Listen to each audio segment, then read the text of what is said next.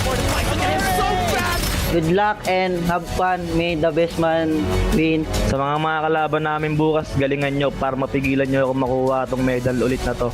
Tsaka sa top 1, sa Kitsune, lakasan nyo lalo na kay Snoop.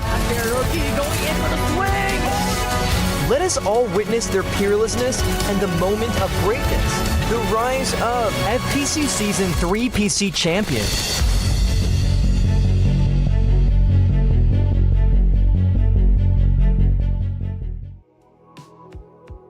May the best team win. That's pretty much what we have seen on that weekly video. And each and every single team, every single players right now should leave no stones unturned. We're here at the grand finals. 5 games of action to go and secure the champion spot. I'm actually having a little goosebumps because of the statements that our players did mention on that video, and I'm really looking forward who is going to be our grand finals champion for our season 3. Imagine bragging those medals that they were able to rack up during our previous season, and you guys should prevent the Metro Fam onto having a 2-peat this time. Yeah, it will be an exciting and momentous moment if ever that happens, a back-to-back champion occurrence, because that has never been seen before here in FPC. But we are moments away. We are moments away, Beam, from the grand finals round 1 here in FPC PC Division for Season 3, where it all starts for the grand finals. It's going to have their saga continues because I'm already having this, my hands are already cold because I'm really looking forward for this one. But of course, we'll be having a very quick short break, so we'll be right back right after this.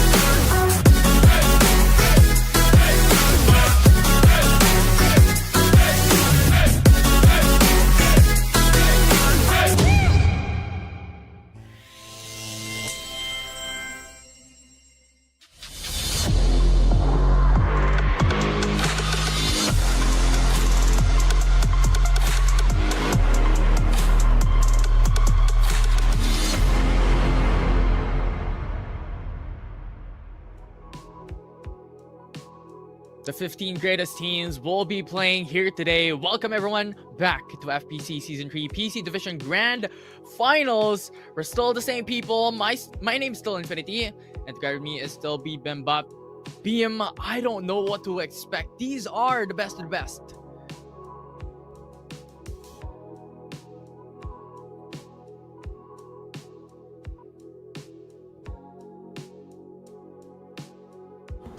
Sorry. What I mentioned earlier is that technically when it's map number 1, it's attempt check.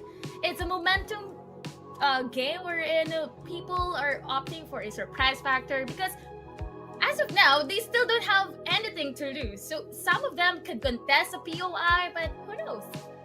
Yeah, and yesterday we had the interviews from these teams. But right now, speaking of which, we're looking at a top 15 going into the grand finals as the number 1 jumping through. It's Kitsune having the most points from yesterday's semifinals. They're the team that we are eyeing for, especially during the qualifiers. They were one of the, I think, for 4 consecutive weeks, they're at the top 1. Apart from that, we have Nuestra Fam. Ghost No Fear was able to bag a map yesterday. Powerhouse Fanboys, which is the home of the MVPs. Fantasy Sports, 2319 Biosupremacy. Build Diff Paragons, Eternity, 2319 Cebu, Ethereals, Azusa Esports, AXG or Aquila N3GS, the former DDN3, Dream Team PC, Azurate, and Ivy League PC. The best teams coming in to the grand finals for the PC division. And yesterday we saw Kitsune perform out of their minds and Wesker Fam following that as well.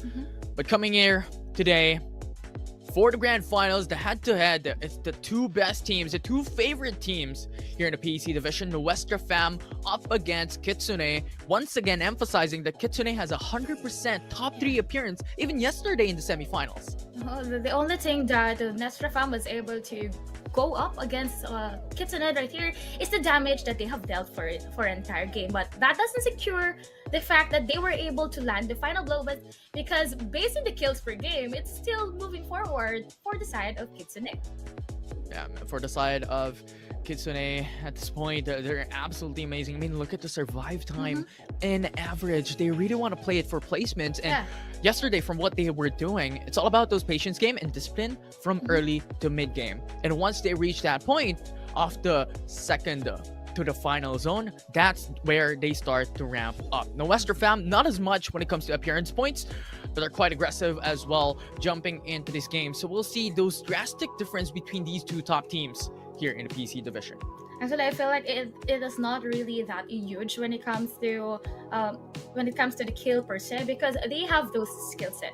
The only thing that Wesker Fam is having a problem is for them to finally enclose the game, because there are some instances from yesterday that they already have the upper advantage when it comes to having the high grounds. But again, based on their skills, they tend to go or to dive in those fights that they shouldn't go after. Yeah, but you know what? Enough about that. We're going back into tradition here. We're going into the talent prediction. I have predicted that Kitsune will be going to win it. Oh, well, I kept on building up about Wesker Fam, but that is not my vote. I'll go after the home of the MVPs for this round. It's going to be Powerhouse PC or Powerhouse Fanboys.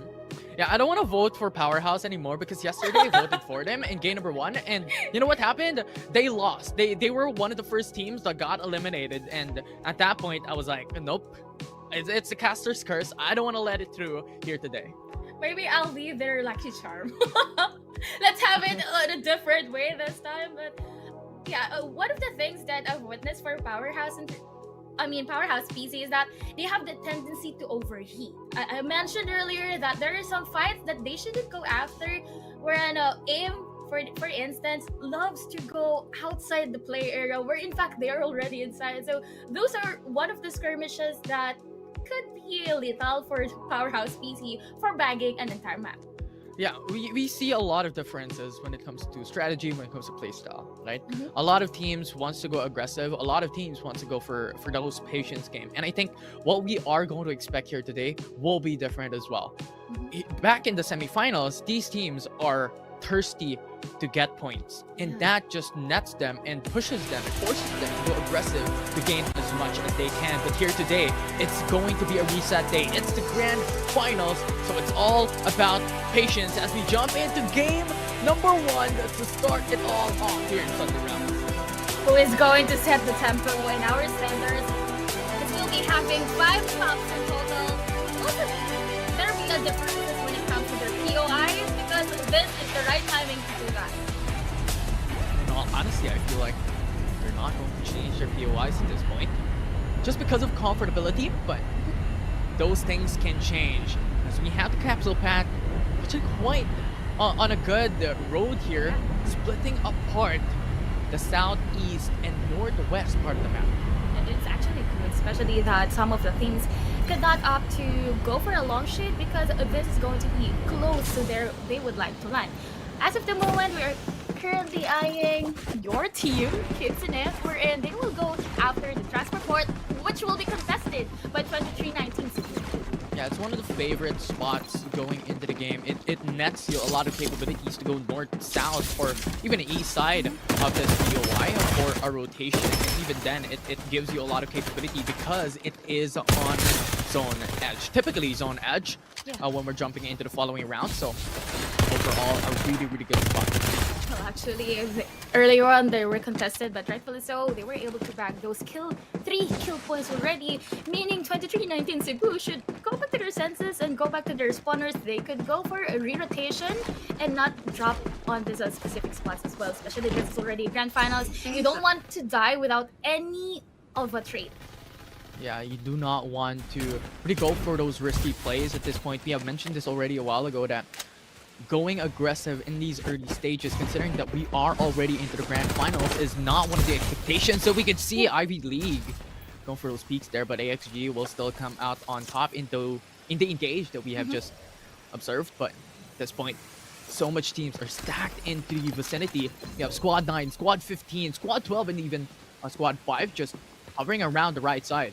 Yeah, and even during PC, they are lurking onto the refinery area wherein, as you did mention, the upper part of our quadrant is almost all stacked of our known teams. So they just have to go for another POI that is not yet cramped up.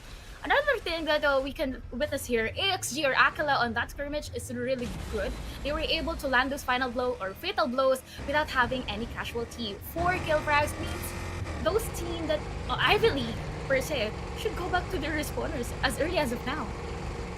It is very risky. If they lose spawners at this point, and if they give it away, it will not look good.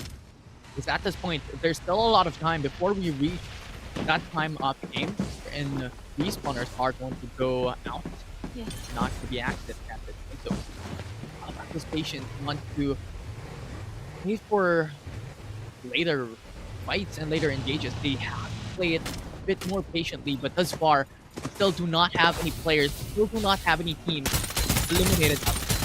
Yes, of course, because they know the gravity. If ever, they will be the first one to exit our lobby. But currently, Zone Western family is having a slightly onto New PC, or actually Manta.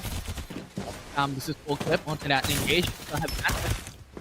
Be unrelenting. They get kill onto Revard. Matt had 3 players with double 4 shields. They're more than capable of fighting this. But Vision Erosion denying that eyesight from their opponents, and Mantis just bought themselves time to be able to fight back. Raven, no more shields left. Trying to get pushed. Pew Pew trying to find him out. We'll be able to go in for the reset. We'll be sighted out. It's 2v1. Goes inside the building, and Mantis is steadily waiting. Gets that first knockout from the opponent. Inside. Who will fight up against AXG. Go down by the strip truck. So on and on. Double 4 shield will not be sufficient into time for the team. Run away, just out in the open. Restoration field will be bought up, but in the 3v1, I don't think that will occur. But will be such a grade.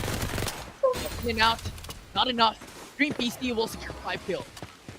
The thing about this team is early on they were opting for a loot. They have those tier truck already, but the mere fact that they were bold enough to rush in a building once that they have witnessed that there is a squad lurking up there. And speaking of which, we also have here a sponsorship box that has been enabled already. And this is going to be not sweet spot for Akira and PGS.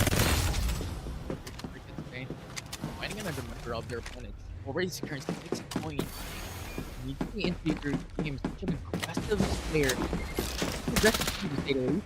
Considering how they played the yesterday. Very safe, be very slow in the early game. Come around, this is uncharacteristic. This is a perfect opportunity for Kitsune. They are overhitting already as early as of the moment. Imagine we have just dived into Sunderland for around 3 minutes, I might say. But considering that we have 14 squads already, seems like a squad already left as early as of now. But they're doing up against Sam here in Rocky Zone. He already gone for the count.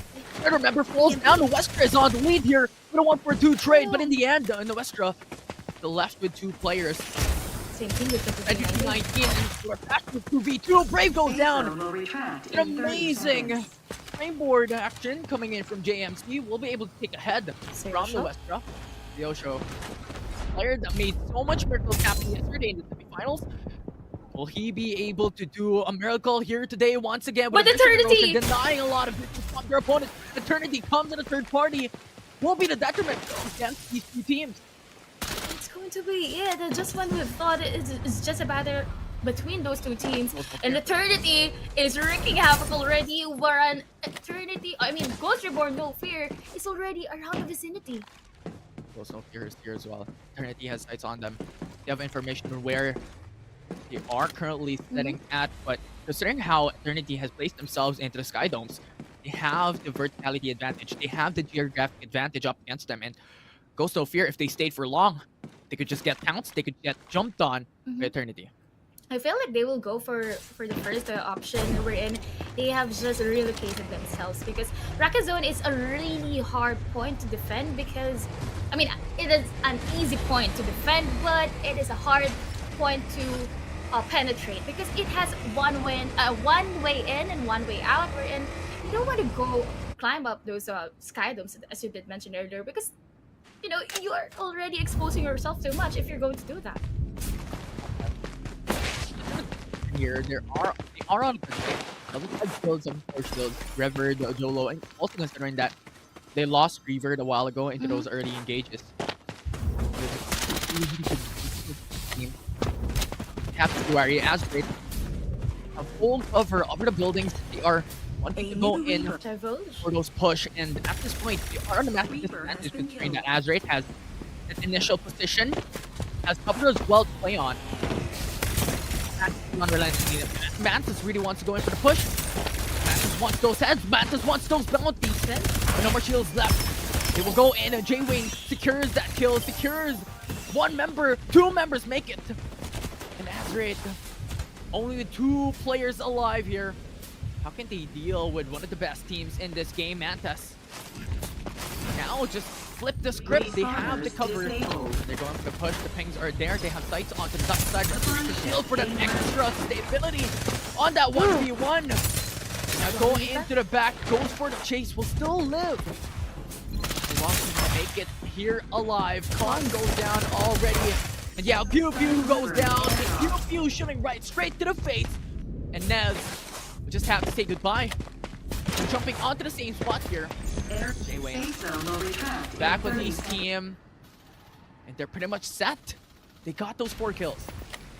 That was a very good initiation coming from Mantis, even lurking, or even considering that they are playing outside the zone, but they can celebrate too early yet, because we have our Reaper lurking in the corner, Kitsune Daichi, or Kitsune per se, Snoops with the vision, with this VSS. I feel like they are not going to go dive in. They are just going for the long-range battles that they have right now at their advantage. Yeah, yesterday we had the opportunity to have the interview on the Kitsune, and they have mentioned that this time around here into the grand finals here in season 3 might be the opportunity for them to finally become the champions and finally reach the crown, reach the throne that they have sought after for the past 3 seasons now. And considering how much kills they were able to achieve, 12 kills already with the state that they are currently in, I don't think that any of these teams right now in this lobby has the possibility into taking them down that easily. They're really a giant that they have to to fight collectively. It's not just an entire squad that could go up against this giant. And after having those lot of frags for the side of Kitsune, we currently have Powerhouse PC and Built Diff Paragons that as of the moment still doesn't have enough points. Yeah, but very unfortunate. Now looking at the standings that we have right now onto the right side of the screen for the viewers watching at home, there are already 3 teams that are eliminated here in the early game. That's the Westerfam Ivy League and 2319 Cebu. Very unfortunate considering how this is the grand finals already. Top 15 teams left and the score points are reset. Not considering the qualifiers, not considering onto the knockout stages. So it all comes down to this, and losing that early on is not a good sign. And because they were the first 2 or first 3 teams, know that the 14th and 15th place doesn't have any points to be considered. It's 0 and the next one is 1 point. So they should just rely on the kill points that they were able to rack up during this map number 1. But going back, Eternity, it seems like they are going to overstay on its Sky Dome, but they were already lacking one Sienna because he went down there, and Ghost Reborn No Fear, it seems like they went back to this specific area. Yeah, and at this point, Eternity should just play patiently onto the Sky Domes here. Ghost No Fear has the innate disadvantage because they are the ones who has to push, and they are the ones who has to go onto the top side.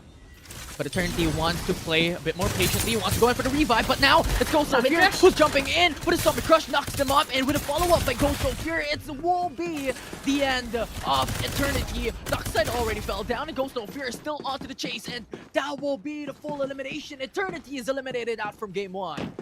Imagine lurking up too long, holding on to this POI because they think it's safe for them, and we already discussed about Rocky Zone being impenetrable. It's really hard to go inside, but because of the perfect timing that Ghost No Fear did engage on that one, they were able to reverse the tides onto their favor. But moving forward, Kitsune is just guarding up the outskirts of the circle. So even though Ghost No Fear were able to give out all of the members right there, oh, 7 frags, but they were not in a good shape.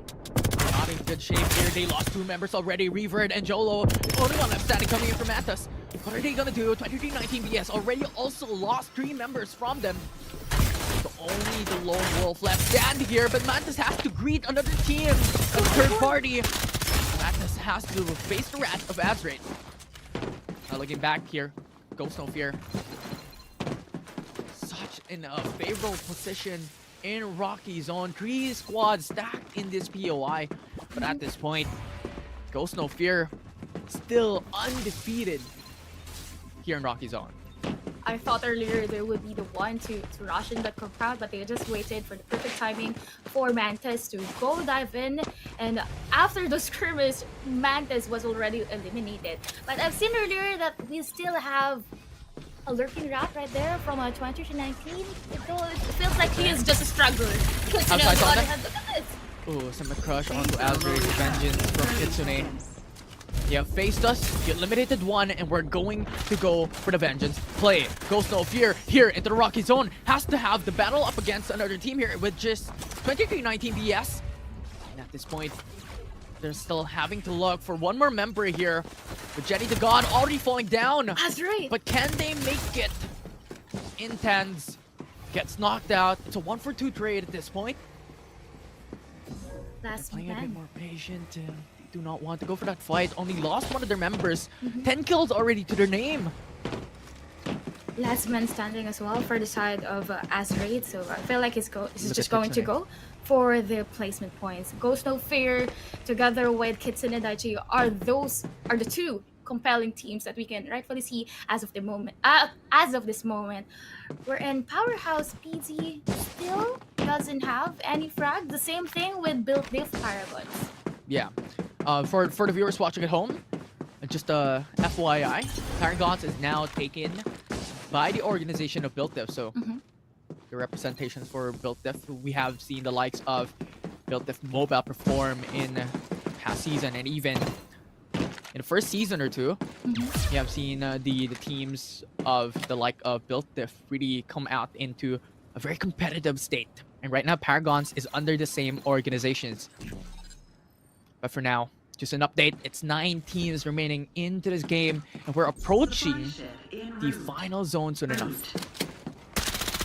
tell, especially those squads that are just lurking onto our corners. Ghost Reborn no Fear does have the same scenario, but they are going up against Kitsune. 15 kills already, Kitsune. Is there any team that is able to beat them? Ghost No Fear is stuck between rock and hard place, and at this point they have to pressure in. It's a 4v1 situation, and Ghost No Fear should now fear the name of Kitsune. Only one member remaining coming in from Ghost, and I don't think they're going to be having an easy time up against the like of Kitsune, having 17 kills already into this matchup. I feel like that last member of Ghost Reborn no Fear would go for the healing strategy, wherein he opted to stay outside the player area. Look at that super Axel. It seems like he's a channel, just healing, was able to rack up those medkits so that they could go for the placement points, but rightfully so, Kitsune as of the moment, so long as they have witnessed a squad, they would go after it. Powerhouse easy, keeping shush. They're not in the squad as of the moment. Yeah, Powerhouse right now is utilizing the Freddy once again, and that enables them to go aggressive at that point, but Kitsune here. now built this, having sights on a lot of players here. Powerhouse gets flanked from behind. They left their backs open from their opponents, and with that said, Kitsune lost 2 members as well. Not really the best position. Has to go in for the reset, but gets sighted onto their heads. Oxy, the only one left standing. They could go for the healing strategy at this point, but other teams know where they are currently sitting at. And I don't think they're going to leave Kitsune unattended, considering that Oxy with a Sayana is the lone wolf for the team. And now Revamp is fighting up against Dream. Goes for the reset for now. They need those shields. They need those HPs. If they go out in the open, might be the death of them. It's not really a good spot for them to lurk already. Rightfully so, Dream PC still does have 2 members, but they have to go right in and Summit Crush as we come into the back. Amazing start coming in from AXG, goes in at their backs, and now they're going in for the chase here onto the second floor. Quite a detriment as Revamp is in a good position. Jetpacks across the board in a 1v1. Was able to go back outside of the building. Very unfortunate for Harl, but they have the restoration field to go in for the resets, have sights onto one. It's going for the quick revive. Fashion going for the revive as well for their opponent. Have sights on them, and that cancels out the revive. But favorably, Virgo is outside of the building, is inside of the safe zone as well. So those tick damage will not really be an extra pressure from this team. 4 teams remaining into this game. It will be Ghost No Fear, AXG, LF4 Paragons, or well, built it Paragons this time around. Another team remaining into this game, wherein Kitsune is nowhere to be found. Last 4 squads that we have right now, and the other squad is already outside the player area, and Harl TZ was able to weed out the members of that skirms that we had earlier, but look at those bad kits. It seems like Built Diff Paragons opted for the second survivability plan, wherein they will have their channel lurk in the corner and do the healing strategy. Yeah, this is pretty much healing strategy across the board from the 3 remaining teams left standing into this game, but now we can talk about what can happen in the following games. We have seen Kitsune to be very aggressive, but what was that? Paragon, or rather Built Diff, has sights onto the last remaining standing for Powerhouse, and Rookie now falls to the hands of the danger zone. That was clever coming in from Built Diff. Paragons, that was dominant. They were able to have sights onto that Sayana, and at this point, it's pretty much that healing battle remaining coming in from these 2 teams standing into this game. But coming back, I've seen Kitsune to be very aggressive, so that could be something of an expectations into the following games as well. That is something that they have to look out for, especially that all of the skirmishes that they were able to go, or to the compounds that they were able to rush in, was a victorious one coming from them. Moving forward for these 2 healing battles that we have, I feel like Built Diff Paragons is more equipped because the Siana on our left side is already looking for some medkits that he could go after. Yeah, this is very unfortunate, but this is already to be expected because the Sayana healing battles has been one of the staples ever since middle of FPC Season 3. And for the viewers watching at home, this is already something that has to be stated and has to be said that Sayana, this is the clutch moment. These are the cling for hope, the last breath of victory here for the grand finals for the PC division, and that will be the end for map number 1 with Z4 Paragons coming out on top. What a great execution of that survivability coming from Build This Paragons. But going back, I feel like Kitsune was able to grab those huge kill points. So even though they were able to have a Codm finish, still when we go to our round standings, I feel like they could go for the second or be it the third place. Definitely. I think with how much kills Kitsune was able to achieve, 17 kills overall, that's pretty much equivalent to the top 3 spot in the game. But unfortunately enough, they were only able to secure at least top 5 at that point. So this is very unfortunate, and in consideration to Built If Paragons, instant 25 points into a top 1 finish is still much better, because you can just play it safe, you cannot go aggressive, and you gain so much points in the process. And I feel like Kitsune's mindset jumping into today's matchup is if they get so much kills and they get top 1, they're much in a better position than the rest of the teams coming here into grand finals. But as always emphasized here into the desk, into the PC division, or overall here in FPC Season 3, that placements are still much better and safer option for every single team. Yeah, but that doesn't give you the luxury of just securing the placement points. Of course, you have to rack up those kill points as well. And good thing though, speaking of kill points, Maestro was able to see as early as possible that Sienna from a Ghost No Fear was just lurking in the corner, because he already removed all of the medkits and gave it to their Sienna. So finally pinning down those nail onto the Sienna that is going to go up against the battle. I mean, it was supposed to be a try battle for the healing battle that they are going to have early on, but because of the vision that Maestro was able to do so, it turned down to, it finally deducted onto having just 2 Sienna onto that last circle. Yeah, and on top of that, it was Rookie as well that has been cited by one of the teams a while ago into the final zone, with the 3 teams remaining in that matchup. Very unfortunate for Rookie overall. I believe it was Powerhouse, and when he was pushed by the Maggie, it was just the death of him, and at that point it was Paragons who secured that win from that game 1. Yeah, it's a healing battle for this early round 1 for our grand finals. I would say that it is unclimactic, because we have witnessed a lot of action pack, especially during those skirmishes that Kitsune was able to spearhead on. Apart from that, it's a good run for Kitsune, but for their compelling team, which is Nuestra Fam, they were able to land on the 13th or maybe 14th spot, because they have depleted their respawners early on. Yeah. Depleting your respawners at the grand finals very early on into those stages is not exactly the best options. And I believe Kitsune at that point was able to go aggressive just because there are 2 teams into transport port wherein they initially dropped, and they won. They got those instant 4 kills in the early game. They were able to stack up onto Gear XP and Shield XP into the early matchup, and they started to ramp up. And as always, we have been discussing this with the English casters that Farlight right now is a snowball game. Well, an exception into the Sienna battles at the very end, it's a very snowball game, wherein if you're able to stack up into a level 5 shields early mid-game, you're able to match up against other teams very, very advantageously, and that can be set in stone for a huge benefit, wherein Kitsune, coming from that game number 1, was trying to do that as well. 17 kills into the mid-game. They were not able to reach that top 3 position, but nevertheless, they stacked up 17 kills with those kills. And 17 points for those kills, rather. Yeah, and that's something that you should fear. I mean, that you should have those fear, of course.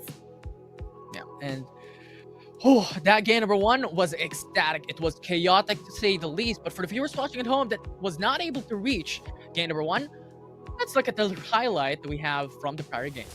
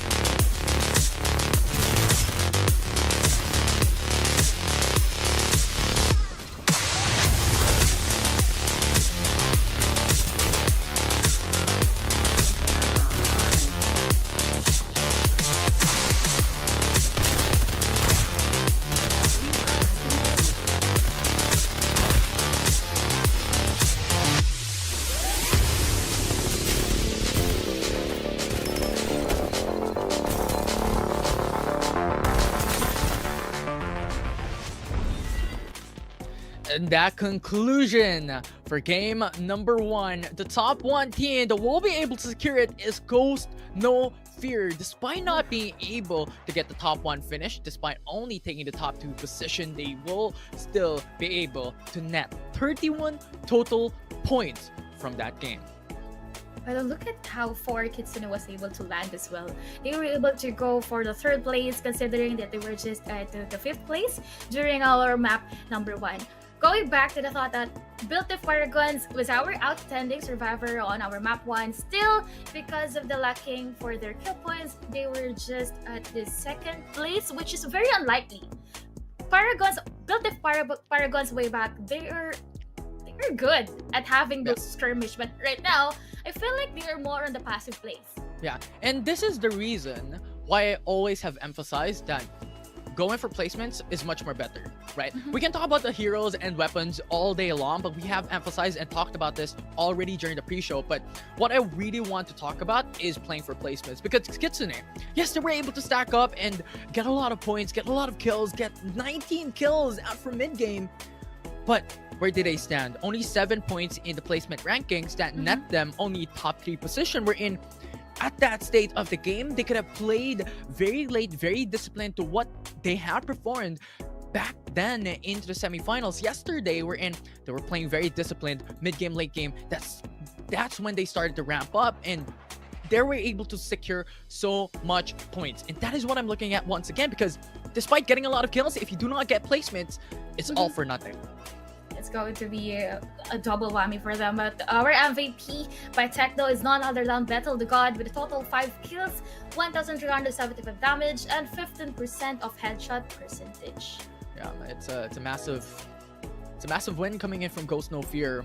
They were able to stack up much more points compared to Built of Paragons, and that enabled them to become the top 1 coming in from game number 1. Not as much kills, not as much damage compared to the likes of Kitsune, but at that point, Ghost No Fear deserves this MVP title, or well, rather, Battle the God receives or deserves the MVP title out from that matchup. But nevertheless, still a lot of expectations, still a lot of pressure coming in from Ghost No Fear and other teams as well, out from the top 6 that we had in the semi-finals going to the grand finals. I feel like apart from Kitsune, there could there is no squad rather that could go on par from them, especially as of the moment, considering that they were not being pinched down, they're not being third-partied, and they know their rotations pretty well. So long as they're going to rush in the compound, and as you did mention, quote-unquote, no stones left unturned, so long as Kitsune Daiichi would opt for a rotation, they could go rush in the compound and wreak havoc already, even though they kept on activating some sponsorship box. They love those people to go onto their location. They're already giving out their locations, I might say, but no squad can go and wipe them out, especially if the zone is on their favor. Yeah, it definitely is an extra favorability, an extra benefit to have the zone into your favor and have a little bit more of a better position compared to the rest of the group. And that is one of the unfortunate scenarios that Kitsune had to face a while ago, that they were playing on the Rocky Zone, or well, rather near Rocky Zone. They had to go into the safe zone. But thank you very much for the 500 views. For the viewers watching at home, we are giving away 1,000 gold. Make sure to redeem us on your Farlight 84 accounts under CD Key, because that is not just going to be our giveaway for today. We'll be giving diamonds so long as we are able to reach our 2nd milestone. Yeah, are you going to sponsor it? Are you giving us diamonds, or? No, it's from Farlight 84. Of course, I thought I would give you're the also giving diamonds. away diamonds as well, on top of what the Farlight team is going to be giving us. But yeah, for the viewers watching at home, share the stream. Invite your friends and your family to watch FPC, because once again, these teams, the best 15 teams right now in the PC division, has the opportunity to be able to crown themselves the champions here in the PC division, with only 4 games left to be able to qualify, or to be able to stand at the pedestal, at the top, at the mountain of FPC PC division. The standards have been set already, and I feel like we are slowly but surely getting there. And of course, with game 1 over, coming up next will be round 2 of the grand finals. Very ecstatic moment because a while ago we saw a lot of teams battle it out, and we've mentioned this already a while ago as well, Beam, that the points are reset, the points have been back to 0, and it all comes down to the grand finals. So we'll see how these teams will perform. We're just going to take a short break, but when we come back, it's game 2 of the grand finals.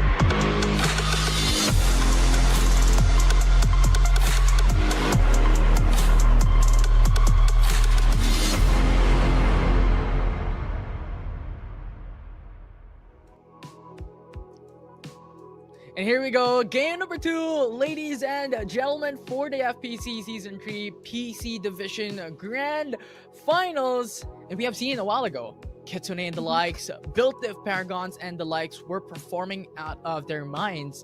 And the question is, can they stand onto that momentum? And can they continue that run of success out from game 2 up until game 5? We already discussed about this, that Kitsune already have set the standards moving forward. Map number 2, I'm really eyeing a glow up, I might say, or another standings coming from Ghost No Fear, considering that they were our outstanding, they were on to the top of our round placements early on. They have those kill points, they also have the second place, so 20 points for the placement points. It's just a matter of consistency if ever they want to go on par with Kitsune. Yeah, and I'm glad that you mentioned about Kitsune, because that is one of the topics I want to talk about. Kitsune performed in game number 1. They got a lot of kills. They were dominant. They were able to find a lot of teams in the process in early mid-game. But unfortunately, they lost into the middle of the pack, wherein when it comes to placements, they were only able to secure 7 points. And one thing's for sure, they're still one of the best teams, but if they want to win, if they want to reach that grand final spot, they have to balance out and weigh out their options and have a mix of kills and have a mix of aggression, but also have a mix of those placement points, because placement points at this stage is still very, very important.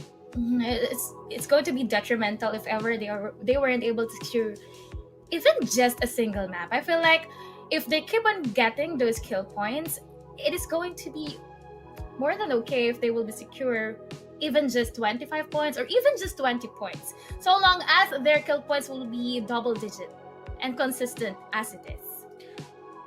That's arguable. Yeah, that's definitely arguable. If you get a lot of kills, you gain a lot of points in the process. But yeah, if you want to have that possibility onto reaching that top, still the balance of the two still going to be very, very important jumping into the grand finals. But definitely agree with you there, Beam. Jumping into this game, it's all about getting as much points as you want. And I think Kitsune was just on a pickle wherein they were pincered by a couple of teams. They were stuck out in the open and they were not able to achieve what they wanted to achieve coming into game number 1, so they can run it back coming into game number 2, as we are moments away from that matchup, into going aggressive, finding those kills, but finding a better position this time around. To be short, it's about choosing your battles. Well, we kept on talking about Kitsune. I'm also looking forward for the other teams to perform as well. Going back to our qualifiers, Nuestra Fama is okay, but during the first map, it's a little shaky for them. Yeah, a little shaky. So we'll see if they can improve and they could reset jumping into game number 2. But once again, going into map 2, here we have the head-to-head between Ghost No Fear, the top 1 team from game 1, up against Powerhouse Fanboys, with both of them having a top 3 appearance of 100% and 11.3 average placement points for Ghost No Fear and 15.8 for Powerhouse. Actually, there's not much of a difference from those two. It's just 1 point difference when it comes to kill per game, a little over 100 for the damage per game, and even the placement points. So I feel like if they're going to have a skirmish, to have a stand-up battle, it's going to be, I mean, I cannot decide as of the moment who's going to win, because skills-wise, it seems like they're just even. Yeah, it's a very hard decision. And that is definitely something that I do agree with you, Beam, because jumping into these games, as we always have talked about, and I believe both platforms and both broadcasts for the Tagalog and English do agree that these teams right now for the PC division are a coin flip. Some of these teams can outright perform in one of these games but lose into the next matchup, and that is the unique perspective and characteristic here in the PC division. But of course, who among the squads did we vote for? Okay, so I voted after Build Diff, Paragons, and your choice is still Kitsune. I'm doubling down onto Kitsune. Every single game, despite them losing or despite them just going down into the middle of the game, I think Kitsune still can perform. And they are here looking for the championship crown 3 seasons now. Maybe this is their time to shine. It's Kitsune all the way for Infinity right here, because it's a matter of consistency. It's just that they need to add up those kind of a passive gameplay, wherein if they want to secure those sweet 25 or 20 placement points, they have to adapt to that. They have to, tone down a little bit and choose the battles that they are going in. Yeah, but you know what, Beam? Let us go through your prediction. You built, or well, you picked Built the Paragons. What's up about that? Built the I already told you earlier that it is very unlikely. It's very unlikely for Built the Paragons to have just 3 kill placements. So I feel like they are having a different mindset moving forward to our grand finals. But if Maestro would do the recent Maestro that I know about, he could go explode and have those kill points racking up. So it all goes down to Maestro performing here for Built the Paragons. We'll see if that can happen here, as they have shown us their greatness a while ago in game number 1, taking the top 1 finish. And unfortunately, they were not able to secure the overall top 1 standing, but nevertheless, they have performed and was able to secure that 25 placement points in map number 1. Once again, emphasizing the importance of those placement points. It's really vital, especially that you can you know, you can have a different strategy so long as you have banked up those 25 points already on map number 2. You could go aggressive, you could go after the kill placement points, so long as you won't be the first one to exit our lobby, just like what we had with Master Farm early on. Azraid, it's very unfortunate for them. You already build up this mindset that this is the grand finals. You cannot just go out of the lobby without getting those kill points, without being the first one to go back to the lobby. It's really unfortunate if you'll be the squad to experience that. And let's talk about the viability of those Sianas, right? Because in the middle of FPC, where we're able to see first time is Siana being utilized into that regard, wherein they're playing outside of the danger zone, they're playing really late, and we have talked about it a little back then in season 2 that you can play it a little bit more towards the late game if you have the Siana, but not to this extent, where in FPC here in season 3 was playing so slow, and it was so unique in and of itself. But the viability of this option is because from what we have seen in example for game number 1 is that just because of the Siana battle, they were able to achieve those top 1 finishes, and that nets them 5 points above the top 2 placement. Yeah. And that's a good thing, actually, and it's a second resort to survivability, or for assurance to landing that 25, or I mean placement points. But it's going to be good if ever you are also able to get those kill points, I might say, because having those placement points with just 0 kill points, or be it a single digit kill points, won't be enough if you are eyeing to be our season 3 champions. Of course, you have to be bold enough, you have to assert your dominance across all of the squads that you have right now in the lobby. Yeah, it's all about weighing your options, right? Weighing the risks. Because of course, going aggressive and looking for those kills and looking for those teams will net you at a higher risk because of a high reward of getting 1 point per kill. And that is what Kitsune was relying on, and that is really proven. So we'll see if they can run back, or other teams if they can run. For those teams, here in map number 2, as we are moments away for Thunder Realms Team 2 for the grand final here in season 2. Would this be a 2-lead coming from a Sienna strategy, or Kitsune will finally secure the sweet spot of being our outstanding survivor and go back with their POI? It seems like they have asserted already an entire dominance onto transport board. So I would be surprised if they're going after it and the fake is already there. But the next question would be 23-19. Are they going for the second round of skirmish against Kitsune? It will be an interesting case here, but it looks like your question has been answered. 23-19 will drop onto the same position here. The transport port up against Kitsune.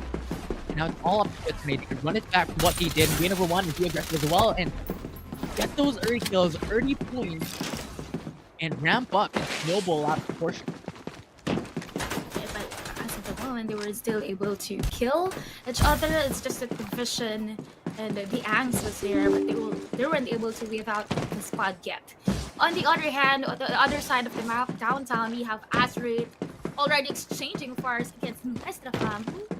Sick House of the Republic, built as a symbol of Ceausescu's all-encompassing rule over what was once the Socialist Republic of Romania.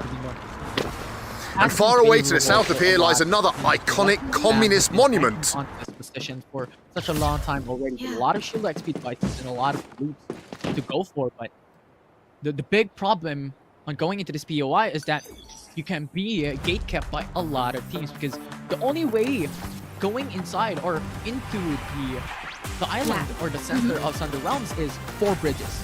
Yeah.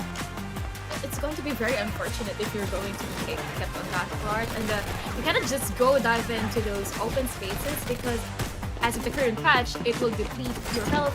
Unlike way back, you can just use that as a springboard, like to play around that much. But rightfully so, you have to think twice if ever you're going to stay a little bit longer onto the southern part, onto the lab. But rightfully so, Kitsune, I feel like they have already witnessed or know the locations, because Divulge has been optimized or utilized as early as now. I hate weapons right now, because the thing about these patience game, or well rather these delayed team fights, is because they're losing time to accumulate more shields, they're losing time to accumulate more weapons, loadouts. Every single team that comes around, or every single thing that comes around into these teams, they're being delayed. So Kitsune is forced to decide they have to move, which is a much more clever decision than just to wait patiently for 2319 to pressure them out. Which at that point, they're just giving a massive advantage to the rest of the lobby into gaining level 4 level 5. This is a good decision. Apart from that, it also attracts other squads to go for the third party. If after they're prepared already, it might be too late for them to react after that. And the 2319 is kind of doing the same. They're just going to run after Kitsune, though I feel like it's not really a good situation, especially that they didn't have that decent arsenal yet. Both of the squads, they just have level 2 and level 3 shields, and it comes to the runs. We still have an eco win right there, utilizing that Ninja Star, and Sandrine, I feel like it's not a viable gun as of the moment because it has a very space, it's very fast for the shotguns to be utilized.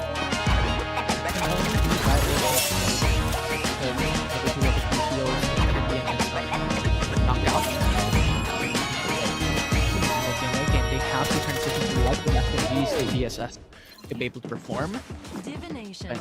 Right now, the only capable shotgun users are the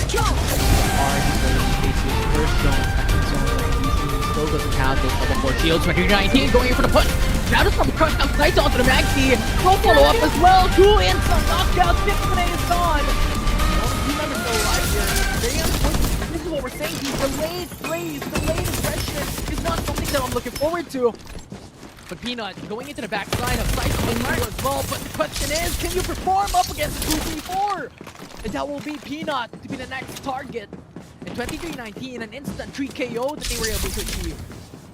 Patience game, they paid off for the side of 2319, and they were able to get that punch against Kitsune. Kitsune though, I feel like they're going for a greater patience. Putang ina mo, may baril na pala. Or on 2319, just like here, lucky enough because the sponsorship box is still, is on to that part as well of transport port. I don't like this. We called it just a while back. They're playing really late. I was thinking that they're repositioning into another location, repositioning into another POI at that point, wherein they went into the hover car and wanted to shift their locations, but they still waited patiently, which was the end of Tawagan mo na. Now we're looking at the likes of Azraid and Mantas, who already stacked up level 4, level 5 shields, and at this point they have that massive advantage up against 2319 BS and Kitsune at the same time. Yeah, well, actually, that is the 2319 Cebu who contested them onto the transport port. But yeah, I get what you mean. Like, considering that Kitsune is one of the teams that we're really looking forward to. It's not a good time for them to dilly-dally and to have those little points to themselves. Though, Azraid, yeah, level 4, level 3 shield, but apart from that, those stand-up battles could be not a good one for them as well. Though Kitsune, right after going to the corners, they are already missing Peanut onto their lineup. Pretty unfortunate. And that is one of the staple members as well coming into today's composition. Just because they lose the Yaw, they do not have any more information, especially if they want to play it for more of a delayed play, the patient game into this battle. Without the Yaw, they do not have where they're at. Looking on the flip side, Powerhouse is sight onto another team here. That's Ultimate Paragon. That's Mastro. Player that you mentioned a while ago has to perform here right now into the grand final if they want to take the top on position in the championship crown. So far, Powerhouse will not pull through, and Ultimate Paragons will not play quite aggressive here, despite having level 5 shield across the board. A good decision, I would say, for them, especially onto Maestro, because he's going to be outnumbered. If ever he decided to go after AMU, who is rushing in to that spot already. Now, as of the moment, these two squads, they're keeping shush. They're just quiet. They don't have the numbers yet when it comes to their kill points. Powerhouse PC, they only have one. We're in a Paragon. Look at Paragons, I feel like they still don't have any kill points onto their name. But Ghost Reborn, no fear, just have two already.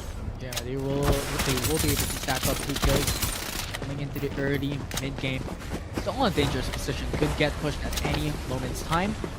But Jenny the God Now slowly keeping himself into the vicinity where Azraid is waiting downhill. A little bit unfortunate as they're not exactly on a geographic advantage up against them. Looking at their backs, there's someone else. It's Naz.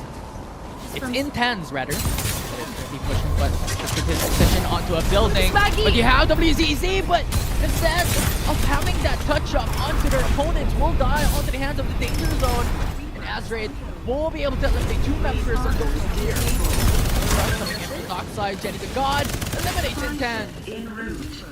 But they have to recuperate as early as possible, so long that because they are outside the zone already. That was a very unfortunate clash, Maggie versus Asiana, because a perfect timing of that restoration field. That's why he was able to regenerate or go back, get back those HP that he has left already. Though onto the side of Azraid, yeah, they were able to take down 2 members of Ghost of Fear, but right after that, they have sacrificed 2 of their members as early as now. They don't have their respawners as of the moment, so I feel like they could go just after this point, but it's really unfortunate. It's still too early. Nobody has exited our lobby as early as of now. Kitsune! Kitsune is the first team gets eliminated! There's no way! The best team coming into the grand finals is out in the game! We have built it up Kitsune for so long, but that's our happening. Against DPC will get sighted. Go out for a bit, but they lose one of their members out already here into map 2 in the grand finals. Bit of a play here. The fancy footwork will turn an advantage for AHG. Will stack them up in a level 4 shield. After having the upper hand, gets a push. It's Regeno goes down. Attention, AXG is already wreaking havoc. This entry GS. I feel like there's just actually there's just one member coming from Dream PC. They were able to rack up those 7 kill points, but at the moment, Refinery is hot POI, wherein I can see on our minimap that there are 3 squads who could possibly rush into that spot. Maestra Fam are playing it passively. It is a complete contrary onto their playstyle, onto their pacing, going back to our map number 1, which I feel like is a good strategy as of now. They have the wolves. Haven't finished 2 players here for Ivy League. Have sights on them as well. Not go for that extra peek. Ivy League might just go in for the zipline to go into a better position. They have sights on them onto the 2nd floor. Off the tower. Will get pushed. Turbo gets turbo down. Vision Erosion. Could that be enough though? But that's 4 members coming in from their opponents. Madness, but we'll still be safe there. But we'll be sighted. Beam Delta will not be able to go into the rooftop of that tower. And Manta secures themselves a kill here in the early game. It's kind of sketchy. I mean, you only have 2 members coming from your squad, so I believe it's not really good to rush in the components. Complete stack out. Ghostrible No Fear on the other hand was able to weed another kill, and kind of promising as of the moment. They have 6 frags already, 6 kill points, plus their gears is kind of decent as of the moment, but until when? Because they will be met by Revamp here. Yeah, Revamp already up against Eternity. But at this point, we have to slow down and talk about the situation of this game. Kitsune at the moment was eliminated early on, and we have emphasized this a while ago already that those delayed fights, delayed team fights are not favorable for any of this team that just net Kitsune the loss there. Now Ghost No Fear just hunting people down, similar to what Kitsune did in game number 1. Played it back and run it back, and now the 2nd team gets eliminated, which is Revamp out of map 2. We were being eliminated by Eternity, but yeah. We built up about Kitsune that should go after kill points, plus securing 8 placement points. And landing onto the 15th or the first one to exit the lobby doesn't give them any points, because that's just 0.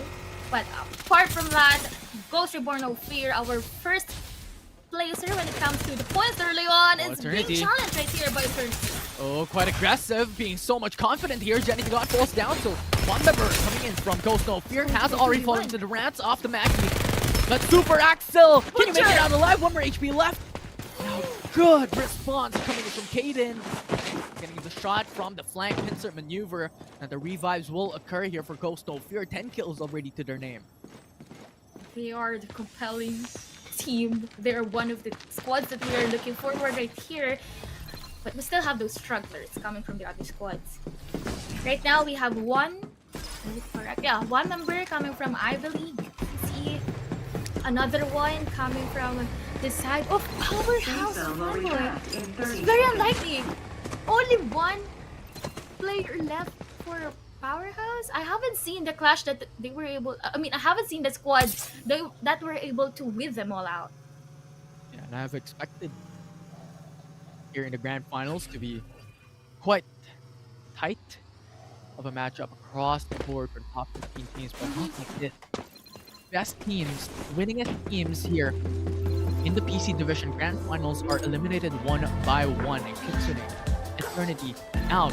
Powerhouse with one member left. Dream PC with one member left. So much pressure across the board here, but very uncharacteristic coming in from the top teams here today in the grand final. Which means that this could be a limelight for the other squads. Built the Paragons, we haven't seen their 9 yet onto the kill field, which means that they are playing passive now. Same facets that they did onto map number 1 we're in. The moment that we had final zone, that was the time that they have gotten those frags that they had. Apart from that, I feel like Mantis is kinda consistent when it comes to choosing their battles. They have how many kill points as of the moment? I feel like they have 7 or 5 already. And they are just lurking outside of Refinery, so they're close to other spots right here. You sneaky little team. Yo, Titan Ivy League and now Titan Navi, but oh man. A little bit wait there.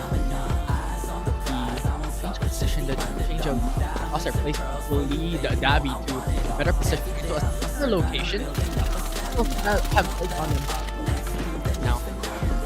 Davi will still live, fortunately enough, because of that.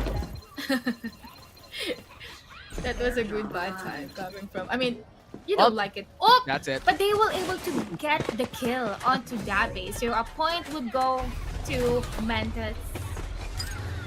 Wayne is kind of surprising. Wayne is kind of surprising. He's being the vision. I mean, he's giving the vision to the rest of the squad of Mantis. And as Raid, with only one member, you admit it's behind outside the player area. But Mantis is going to rush in an entire building. It's going to be built in Paragon. But the Paragon's out position erosion will not be enough though, as Paragons is still holding their position. One member already down, but with a RAMPAGex goes in for the revive, so still enough to bring down the likes of Mantis. Mantis Esports will be eliminated out of game 2. Their team here, it's AXG. Feel the wrath off their opponent as it stops. Staying outside of denying that. So far, good after getting pushed out. The crush box up. The follow up is fantastic. It's aggressive to say the least. Now Cannon 1-5 will be the only one left standing, and they will get eliminated out of the team. The win for Ghost Reborn, no fear. It's a third party actually that they didn't join or that they did join. And they were able to rid them out. They were able to get those moves. The Pascal that from it's a different squad rather. We only have 5 squads left as of the moment. My vote is still in here. We still have built the Paragon here, and the struggling survivor from a West family admit its demise onto the hands of Ghost Reborn no fear. Already done. Here up against built-in Paragons. Only team has those 3-4 members along with 23-19 to Ghost No Fear wants to push out Built-If. He makes it out here. Because the thing is, they have the higher ground. Ghost No Fear has that geographic advantage up against Built-If. but one Summit Crush, one good engage coming in from Built if Paragons can change the whole tide in their favor. So long as they're not going to stay that long because they have a lot of squads already looking at them. It seems like they're just waiting for someone to initiate, but look at the time folks that has been committed here. The zone is already on its final form. Powerhouse PC, they're still in it. They're still here. They have one struggler. Same thing with Master Fam. So I feel like they're just going after the placements. Paragons, build the Paragons. They're not committing. They're Paragons going out.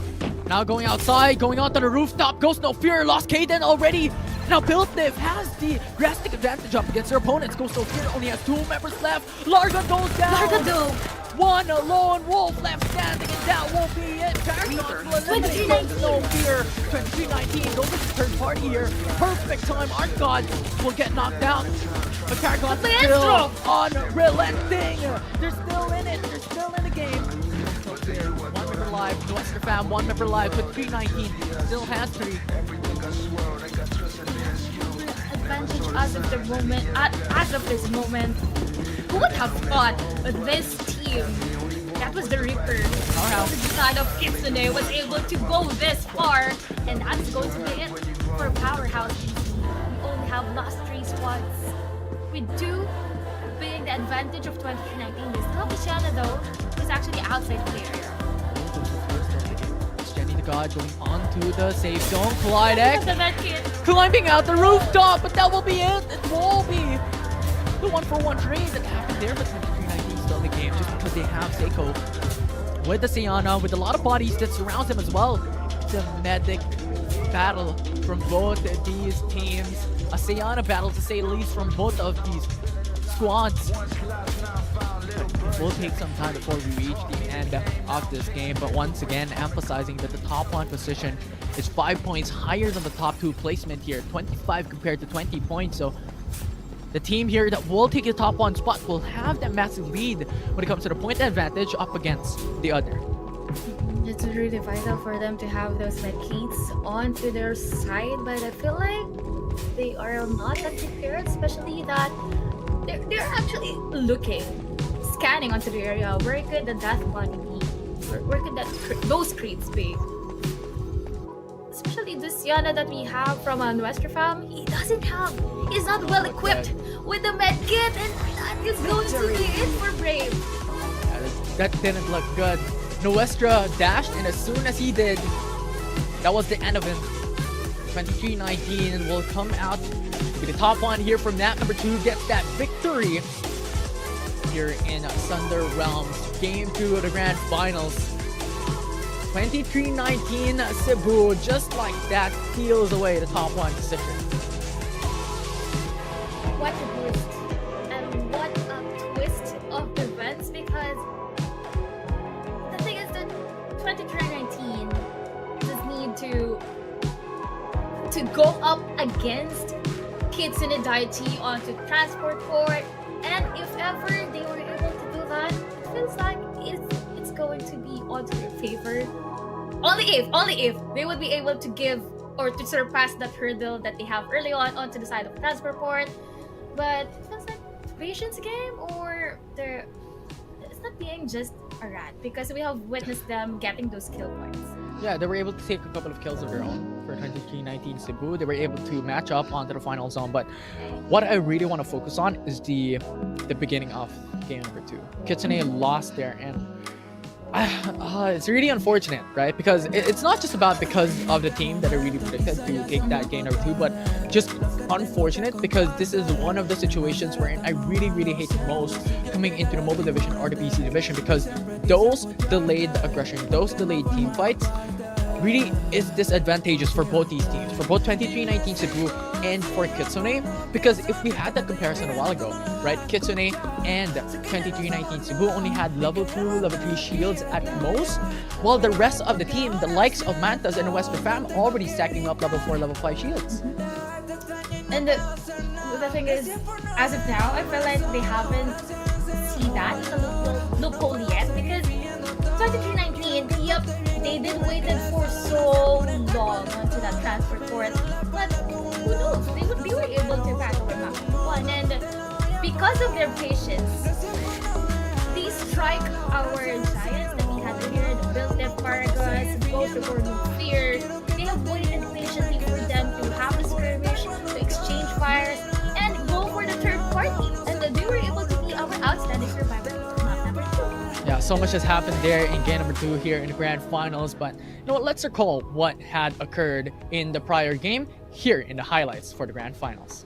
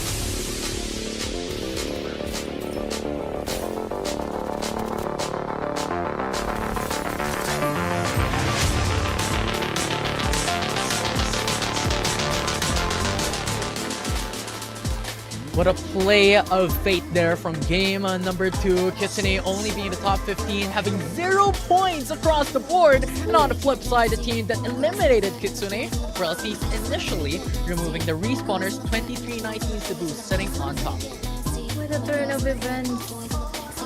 Ooh, very unfortunate. I mean, unfortunate is an understatement. I couldn't imagine that Kitsune would go this low. Would pass by a round that would get nothing at all. But drawing back to our leaderboards, and now Ghost No Fear still is out 17 for the placements, 30, kind of consistent when it comes to racking up points.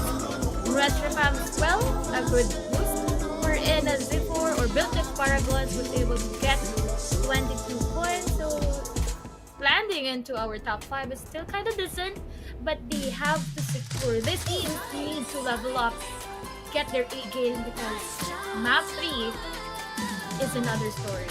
They need to reset, they have to go wild. I feel like this is the time for them to rack up those points already. Kitsune, wake up.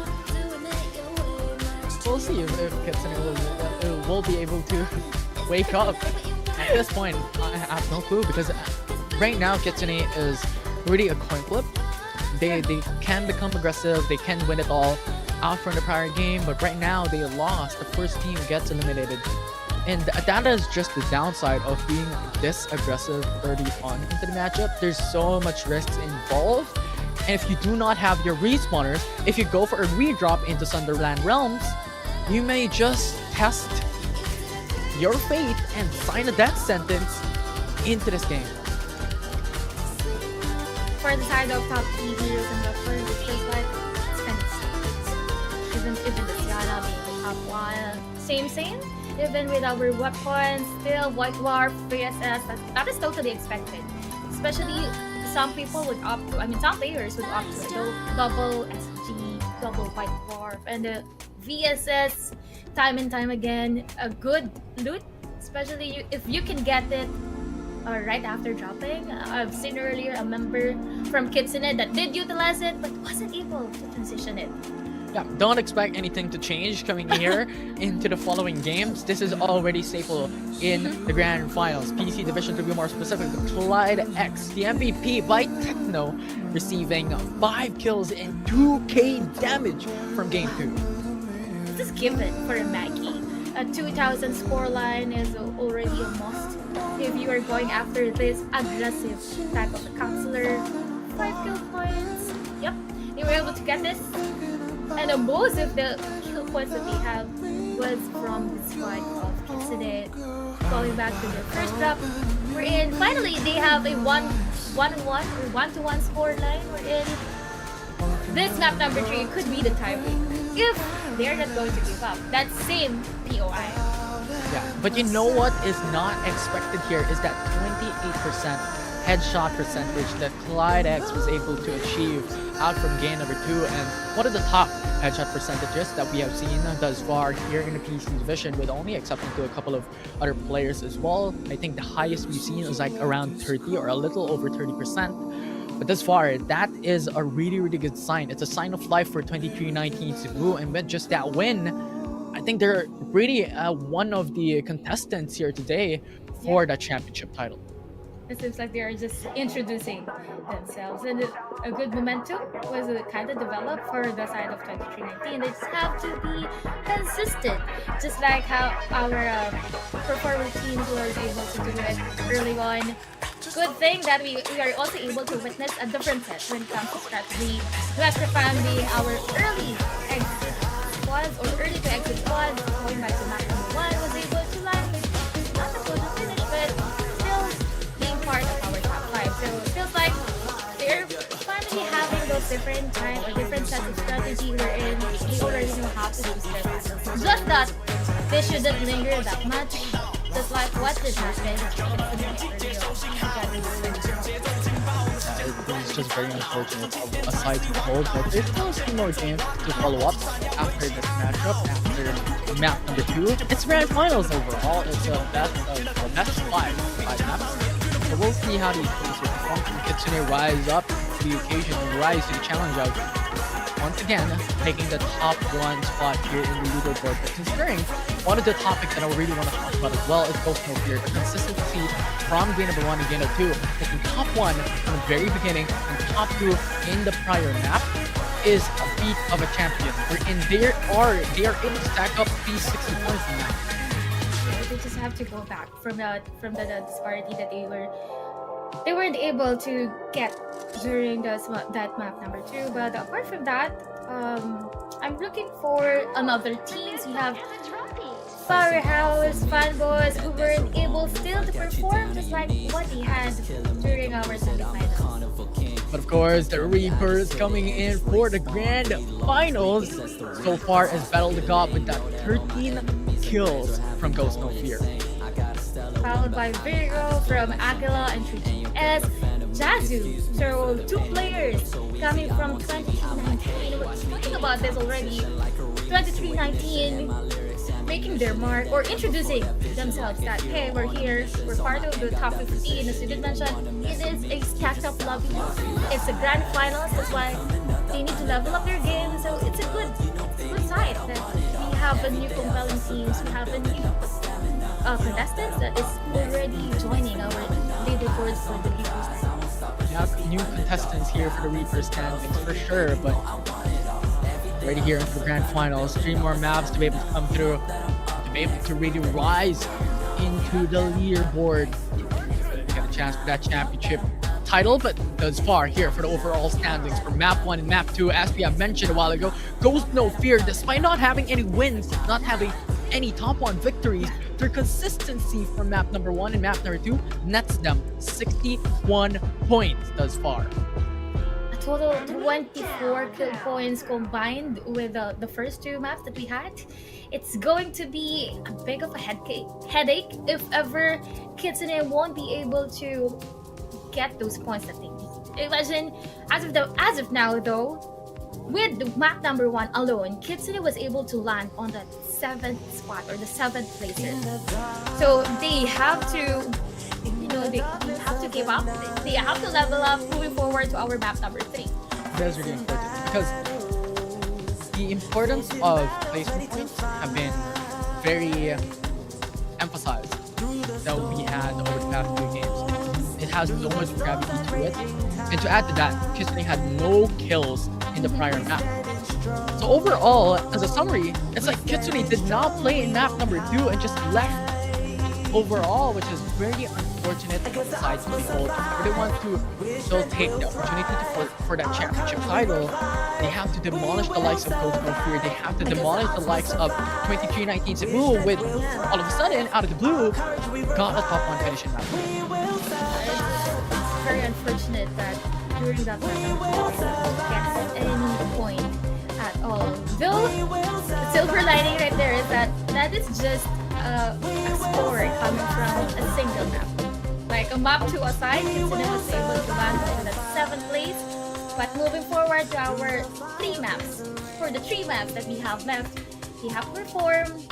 They have to outperform the recent performance that they had or that they have showed us. Well, apart from Kitsune, Ghost No Fear is, I can say that it's a giant already. They are already a good team.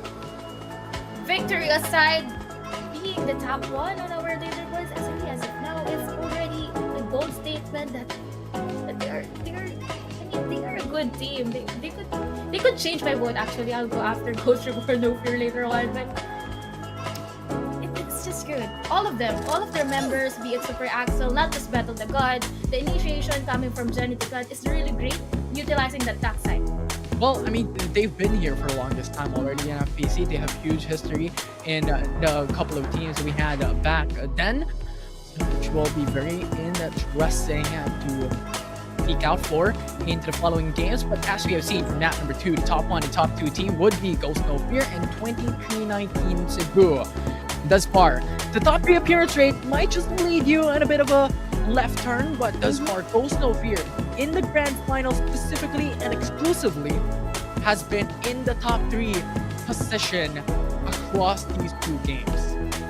They're kind of consistent when it comes to securing those kills and even the skirmishes. We have seen time and time again that Ghost No Fear would go after a squad, would go after a compound, and they were able to thrive. It just so happened that during their map number 1, they are met by Kitsune, who with them all out. But again, this is just map number 2. We already have the stats, and we are just, doing the calculation who's going to be our champion for our season 3. So all of the squads, they shouldn't relax. They shouldn't relax because we have more. Yeah, we definitely do have more. But you know what else is more? It's our predictions coming into game number 3. You know what? I have picked up Kitsune once more.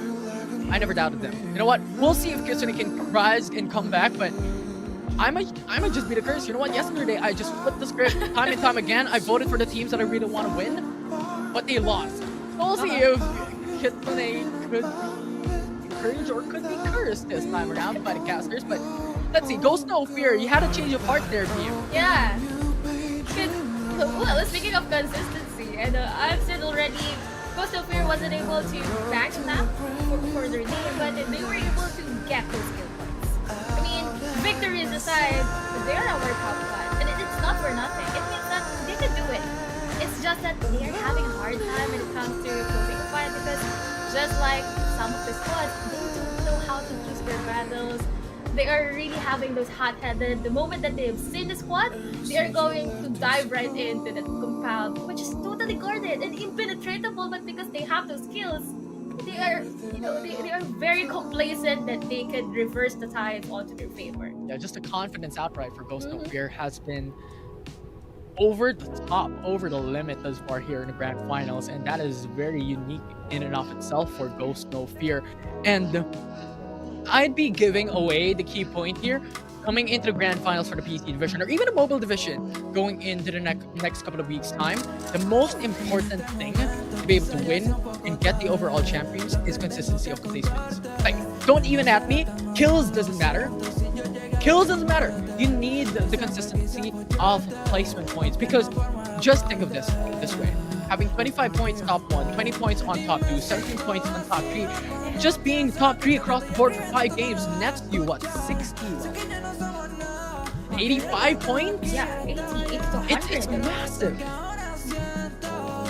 So that is the argument that I make. That placements is much more important, and consistency into the top 3 appearance rate would be much more important than getting those kills, being aggressive, and players. Most of these teams perform right now for game 3 of the grand finals as we are jumping into Sunderland realm. Would this be the hate time for Kitsune to get back to their senses, or would another squad introduce themselves to us, just like 2319 was able to do so early on? Exciting time here for TP Division. Game number 3, how the lines have been turned, how the script has been flipped, and how the best teams are now currently struggling in the grand finals. But the game is not over until it's over. We still have 3 games on our hands right now. Map 3 in the horizon concurrently. Now Eternity as we have sights onto them. They are more towards the south part of the map, which leads them to a bit of a success here, considering that they have initially dropped in Sunderland realms quite quickly, quite swiftly.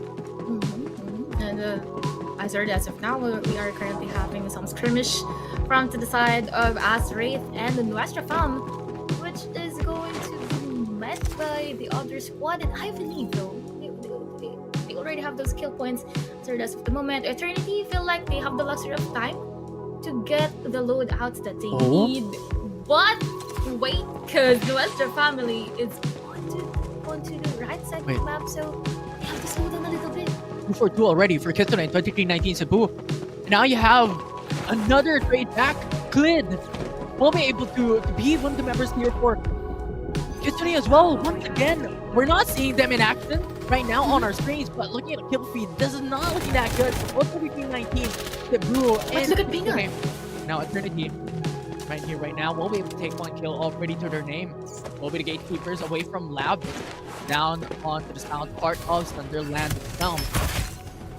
Going into the flip side, it's 2319 who will be having the sights onto one of the opponents that we are seeing right now as Paragons get those initial eliminations and respawners will be forced out. The shotgun on hand, that will be 2319 once again hunting Paragons. I feel like that's the second respawner being depleted by Paragons, or I mean the second life that has been depleted by Laricat, because I've seen his name already pass by our kill feed early on, and it's not a good thing if they have depleted it. As early as of now, though, coming back to today, they were able to weed out the members of 2319 out of the moment. Will hold on as well, where 2319 is only left with 2 players. Up here, Kitsune only was able to eliminate 5 players here. 19 making 6. As Amari will get the Reaper title from this initial stage of the game. 6 kills already for the squad. Really good start, especially if they want to come back from their huge deficit in map 2, getting 0 points in game 2. Really good start for them, but 2319 Cebu is still into the matchup with 2 respawners left available for the team. It's still preferred, but I feel like they shouldn't drop on that same spot, especially that Kitsune is already stacked up. They have already the momentum that they've lost early on. Though Eternity is going on par, Nuestra family onto that fun, but moving forward, Dream PC is wreaking havoc already onto the side of, or onto the compound that we have for AXG and 3GS. Yeah, AXG. I would decide to see Green. Green also gets 2 kills, so even trade for both sides. Despite that, we're seeing so much in the kill feed right now. Players falling down bit by bit. The sponsor box is down on the first floor for Dream PC, but how long can you last here? Especially considering that you're giving away the information for your opponents. Dream PC will be cited by Ivy League. Number shields left for Ego. And that will be the turnaround for the knockout. Knockdown. Dream PC will lose Ego Wing. The sponsor box will be handed over to their opponents. Now goes for Fear. Fighting up against Revamp. RTC will get knocked out. Fear have 5 kills already to your name. I don't think they're going to start or stop anytime soon enough. Codm will be traded out by Revamp. These trade backs, these 1-for-1, these 2-for-2s. Knows no fear. The dependence on only 2 members alive. Woo! Brings it down to a 2v1 situation. Goes no fear, but only 1 member standing. Has to play this methodically and clever into this matchup, but with the pincer maneuver, I don't think he is going to come out on top from that engage. Goes no fear, but the respawners come back into the same position. Wanting to go for the revive, Revamp goes in, and 1 team already eliminated out of the game. Coming from both players, but it seems like they're not going for another T1, but rather just quite diving right in. And after that skirmish, moving forward, we have Mantis with 5 kill frags at the moment, and the other half of the squad is already defeated their responders. Onto their outskirts, we also have Azri. I really hope to see the standing right now, which is the team that got eliminated first of all. Who is the team that has a couple of members left standing here? Mantas lost Pubg. Wester Fam has full control over them. But at this point, they only have 3 members as well. Their Young is out for the count. Could still go in for the revive as they are pretty much safe already onto the bridge. And Azrate, full elimination onto Intense already, so much harder time for them to be able to be successful after this game 3. It's going to be a 4-5 over in the utilization of that vision erosion just to deploy, just to rotate. It's a good shot call coming from their Ember. Eternity, though, they have the safety net of the scope cloud, but they shouldn't dwindle here any longer because the full force of Nestra family could penetrate their defenses anytime soon. Nestra. Jet leaps going into the second floor. Vision erosion delays this push though. There's still time for them to be able to escape the grasp of Nuestra. But onto the second floor, we have that fight. Going left and right. There's still no bodies. There's still no deaths from both sides for Nuestra and even Eternity at this point. But Eternity has the shield advantage. They have level 4 shields across the board, but in comparison onto Nuestra, who only has those level 3 shields for their team, for their players. Sights on them for the peak. Attacking the best position. No commitments, but as soon as we said that, we are seeing Nuestra going to climb up onto the top floor. And the X is there as well for more sustainability. No more shields left, and Nuestra is holding their ground quite significantly as well. It's a 1-for-1 trade for both sides. Eternity lost Josh. It's Burn 1, and she was the only one that's standing up against Nuestra. And that will be Nuestra who will win it. We have 2 squads that have left for the lobby as early as of now. The fight keeps going on and on. We have Revamp as of the moment having an exchange fire against Azza. Vision erosion will be utilized there now, but 2 members of Azza has been taking a toll. Oh, Azza, Revamp, 2 members left. Goes for the peak. Shameless! Now sitting in shame as he will be beat down by Revamp. Now goes for the peak, wanting to survive to help his team soon enough, but goes through, and Azza will get the lead in the Revamp. Watch coming from Harlem. Imagine being not in a good position right there, but this battle, yeah, that you can just underestimate. 12 squads, 3 squads already left for the lobby. This is map number 3, and just like you, I'm looking forward to who are those squads. At the moment, though, Ghost Reborn, seems like they are not lucky on this map as well, because they are already lacking 1 member, which is WZ, and they don't have a decent arsenal. They just have a level 3 shield. They don't need weapons. They're fighting a war with medpacks. That's the only solution here for Ghost of Fear. Sounds ironic enough, but that's the game plan. With 3 members alive, they cannot fight up against the likes of Kitsune with level 4, level 5 shields at this point in time. And in a fight, they cannot rather fight up against other teams as well with full member squads availability. And that will be their option here. We have mentioned a while ago that consistency on top 3 appearance rate will be much more important here, but Mantas up against Nuestra. fighting with Seiyosho already down, not looking that good because Seiyosho is one of the dependents coming in through this team to be able to win it. And now Mantas loses one. It's a 1-for-1 trade, but Jolo goes down. Mantas Pew pew! in a dangerous position, but Nuestra is still standing really strong. Mantas wants to sway the tides in their favor, but Mantas gets deleted. Or well, rather they delete Nuestra after the game. It's going to be it. 4 squads has been eliminated. Manta still just has the time, but I feel like it's going to be crucial. They have the, their Sienna has been down already. Azraith guarding this corner, gatekeeping Mantas from going into the circle battle. It's a really good call for Azraith to go aggressive against Mantas. Definitely so. Daisy, no more shields left, has to go for the resets. For now, has to depend on his teammates to be able to push it out. No more shields left for Nez, but it doesn't matter because Jolo has already gone. There will be 2 members left for Mantas. To be able to scour away in fear. This will be the win for Azraith for now in that team fight.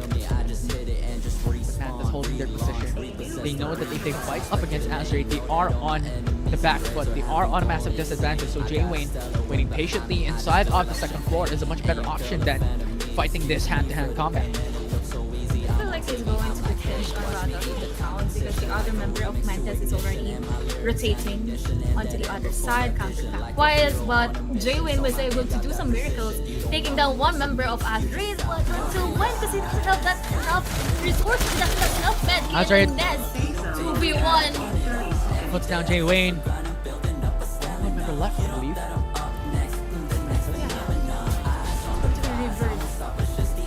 Now Powerhouse, third party, has sights on Azraith as well.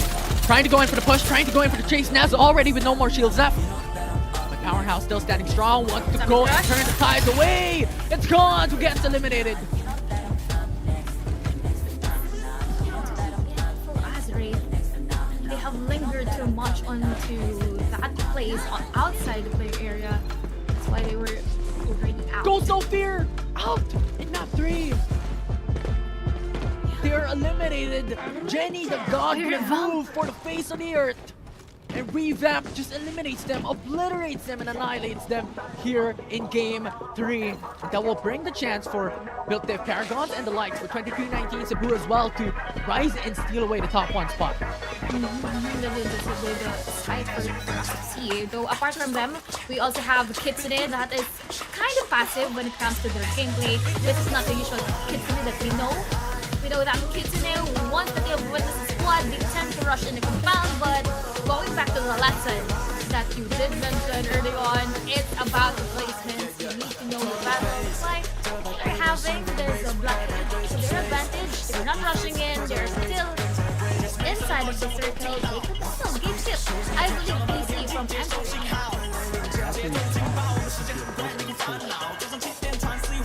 Supporting the kills. Because with Ghost No Fear getting eliminated as the 5th, 6th squad was out here in that state, definitely giving it away for the likes of 2319 and then their squad to steal away the top 1 position, which is not exactly what we want. Ghost No Fear played it patiently and plays with placements across the 3 remaining games that we have. They could definitely take the championship title, but now Powerhouse's sight onto Mantas removes them away from the game.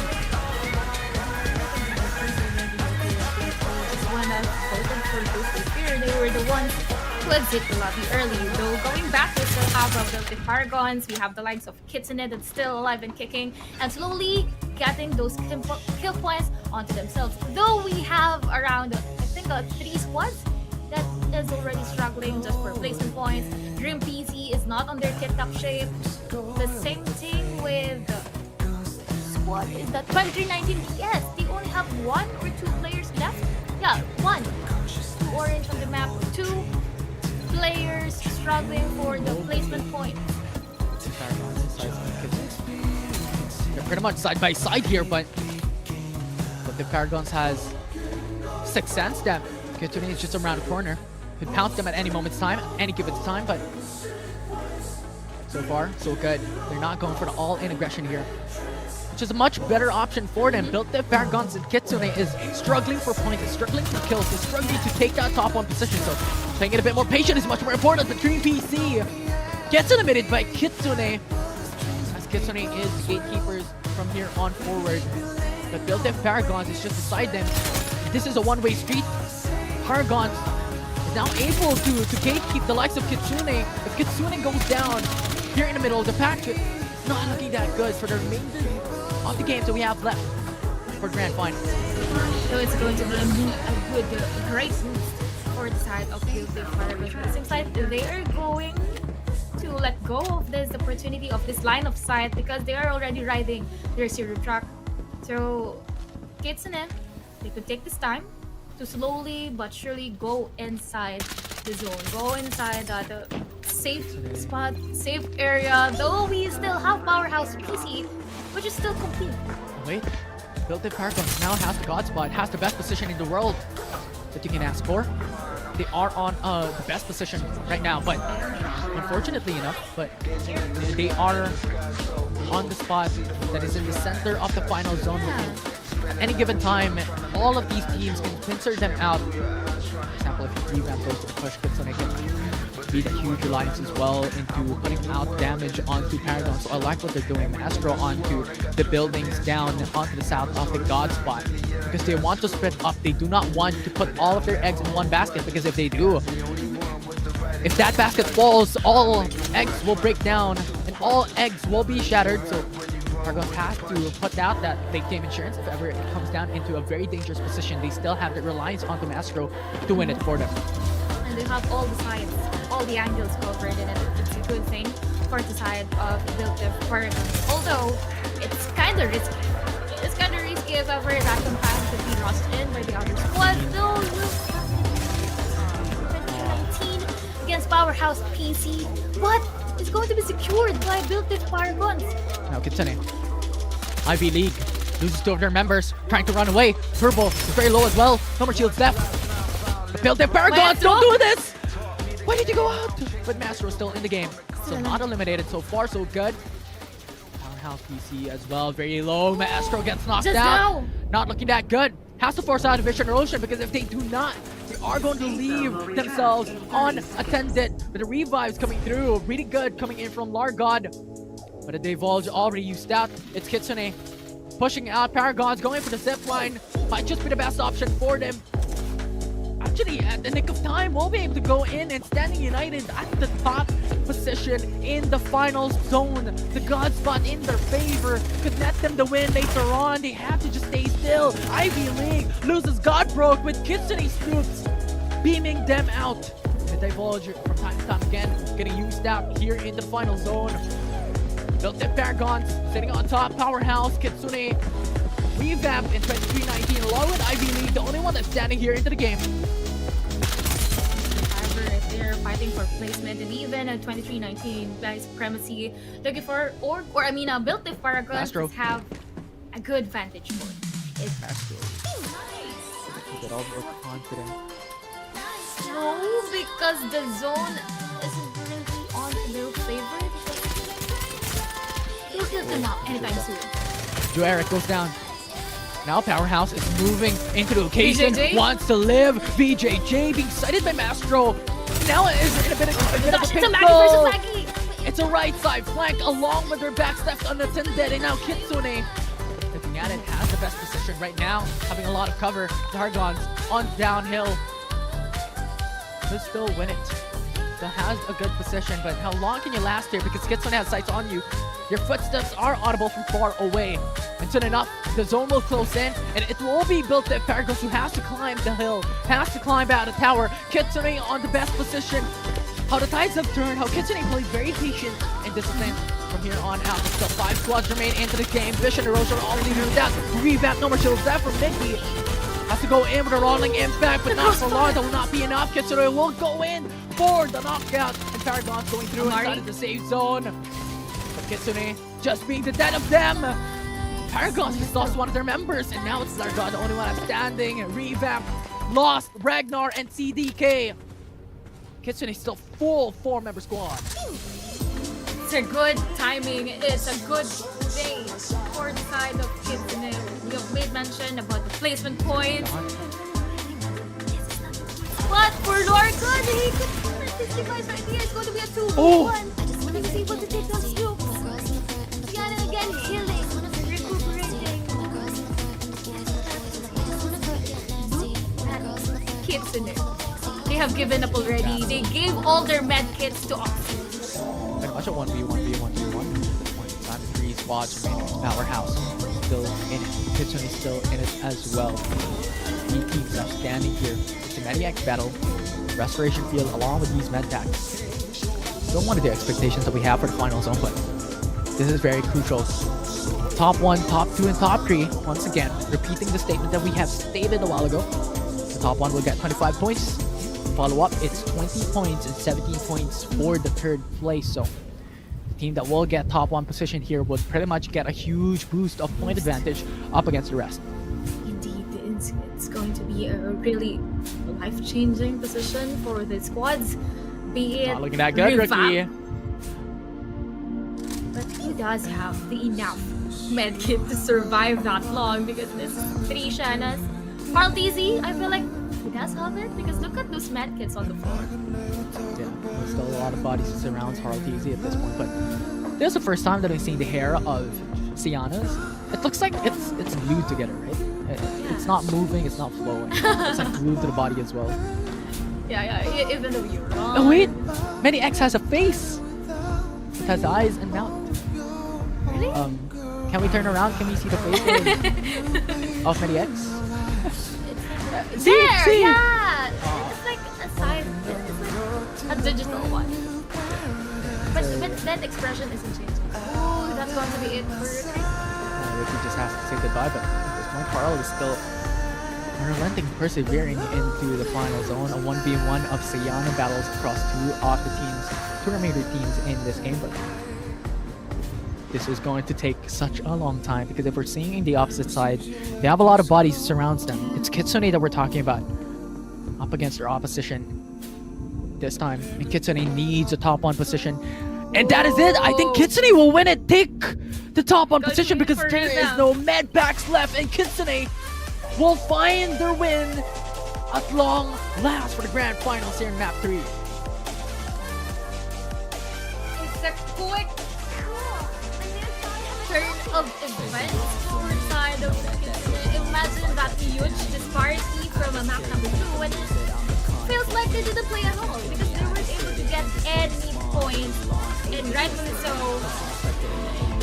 Right now, it's not just about kill points that they were able to secure, but rather that sweet 25 points, that placement points that we kept on talking about. They were able to do it.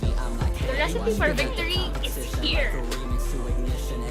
It's all about those placements, and on top of that, Kitsune got a couple of fair share of kills as well to their name, so this will definitely push them in the leaderboard. Their comeback from game number 2 with 0 points secured here in game 3 came back with a vengeance. They came back with a lust for a win, taking top 1 position and a couple of kills of their own. What a complete turn of events on our side of Kitsune. Still, your vote 2 out of 1 out of the 3 maps that happened now, and I'm really sorry for those reports of spirits. It's like I jinxed their victory. Are you the curse now? I'm passing the curse to you. Yeah, I feel like I am the curse right now. It's a complete change of facing for the side of Kitsune. Yeah, they did it. We kept on pointing out that there's not a compound, they don't rush it. But early on, they have kept their composure. They didn't, they were able to choose their battle, they didn't dive, and they know that they could gate some squads, and with that, they were able to get It's just not favorable. map number 3 rather. That's the statement that is overheading FPC right now. It's not favorable to go aggressive. It's not favorable to wait for time and go for these delayed team fights because you're just putting yourself into a demise, into a detriment position of having not securing those level 4 shields, level 5 shields early on, which will be crucial and critical to success overall into getting those placements. And considering the meta that we are currently revolving in, the Siennas, more shields the better, because if someone pushes you, you want more survivability over it. Of course, it's going to be a thing for us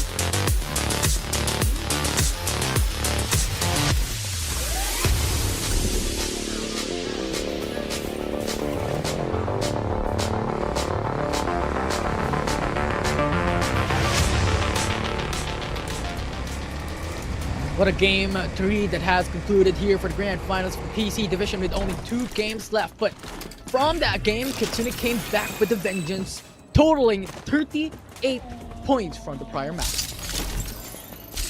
Imagine it's a very good way to side or to see for the side of Kitsune. It's not just about those 25 placement points, but rather topping it off with 13 kill points. Apart from that, we have a 14 kill points coming from Ethereals.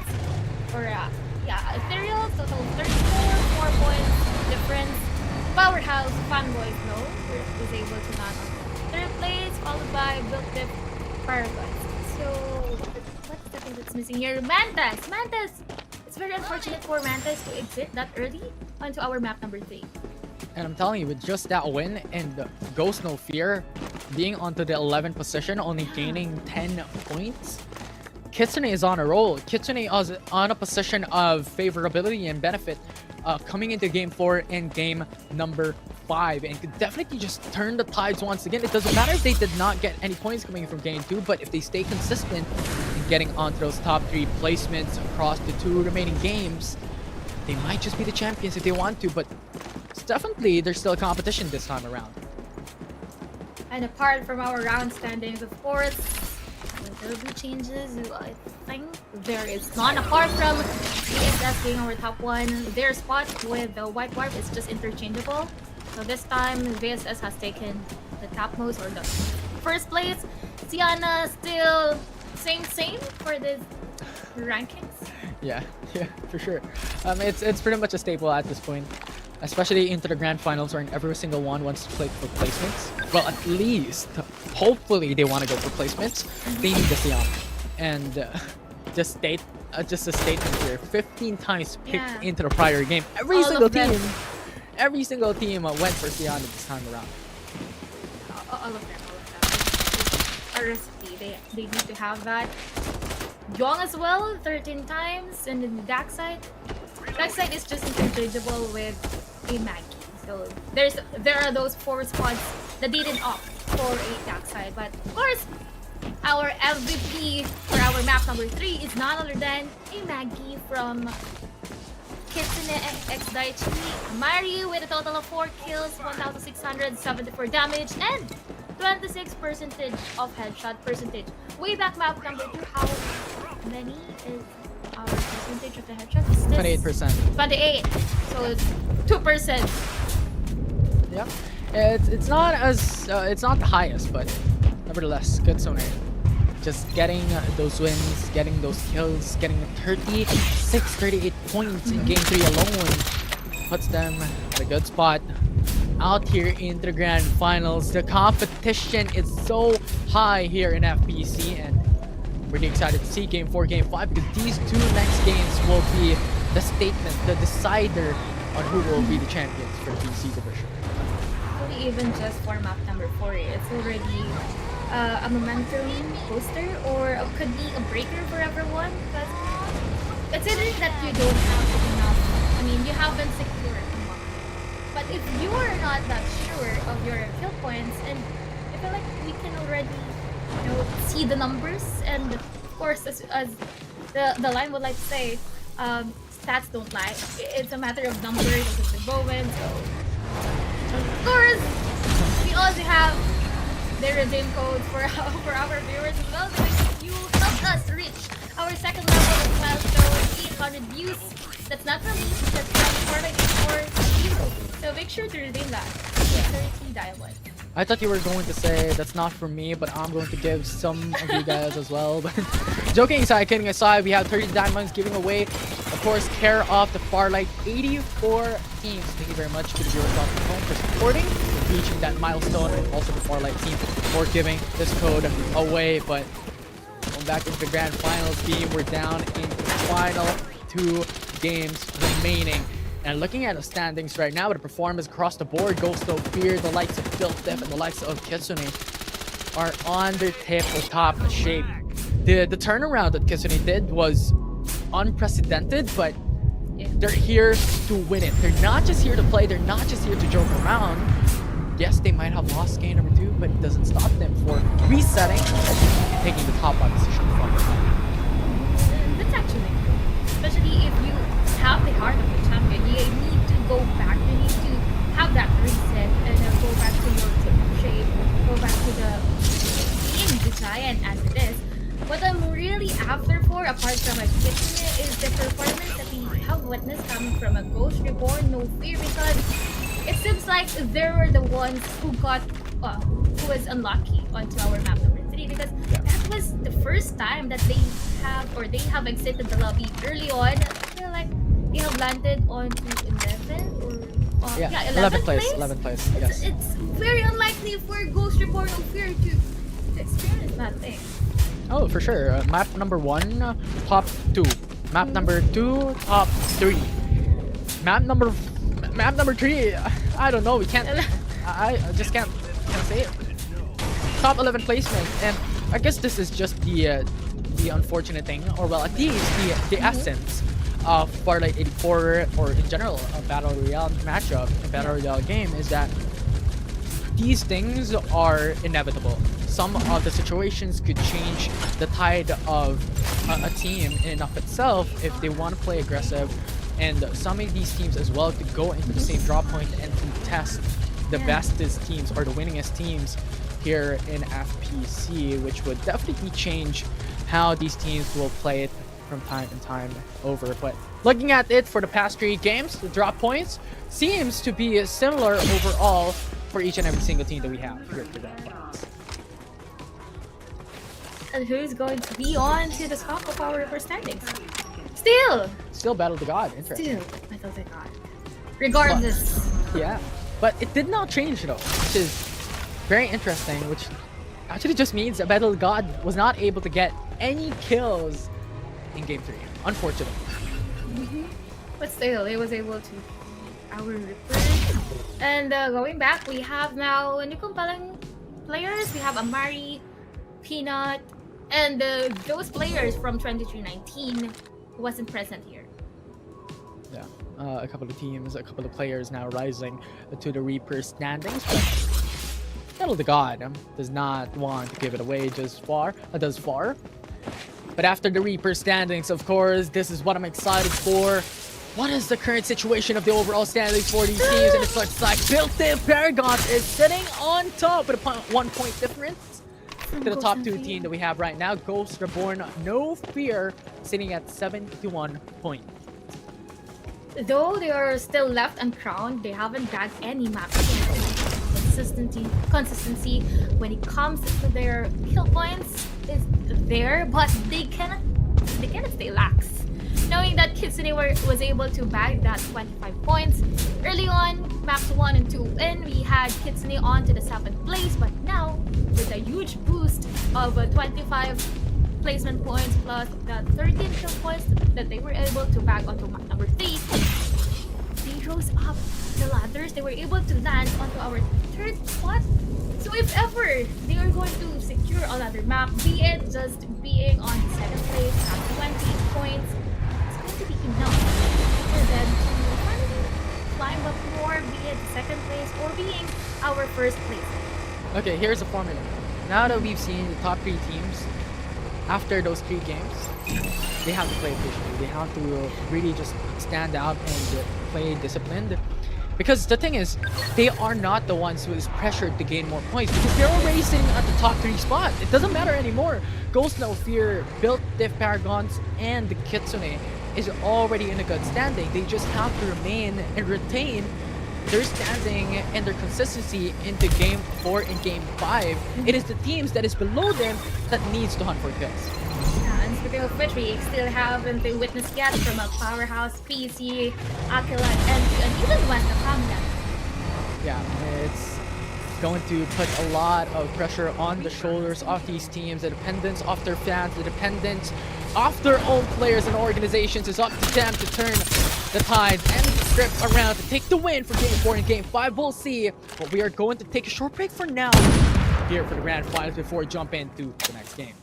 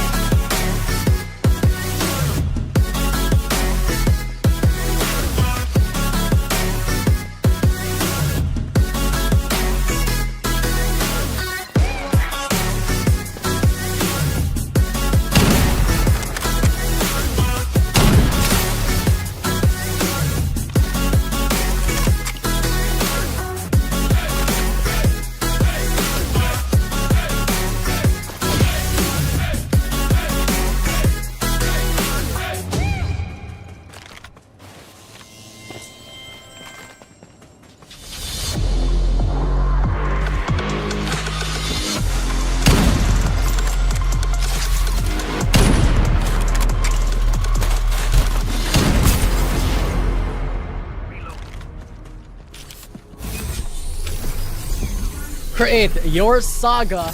This time it's game 4 and game 5 just around the corner in the PC Division Finals for FPC Season 3, where it's all coming down to this for the top teams here in the PC Division. Is going to win our map number 4 because as of the moment we have already 3 maps locked in, and the story that we are witnessing right now is have a lot of plot twists, right? It's not a complete dominance coming from Kitsune, coming from Ghost No Fear. No, it's not. Never have I witnessed a one-sided round coming from these teams. So rather, we have different protagonists and antagonists that we have witnessed.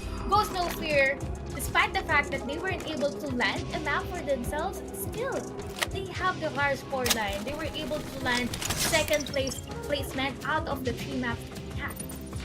Out of the 3 maps, very unfortunate. It's a huge roller coaster ride that we have just ridden from the past few games, but of course, for the viewers watching at home, they have also on a roller coaster of enjoyment as well watching the stream right now with an R Jetpack Blitz giveaway for the huge community that we have for Fortnite 84. That was actually quick.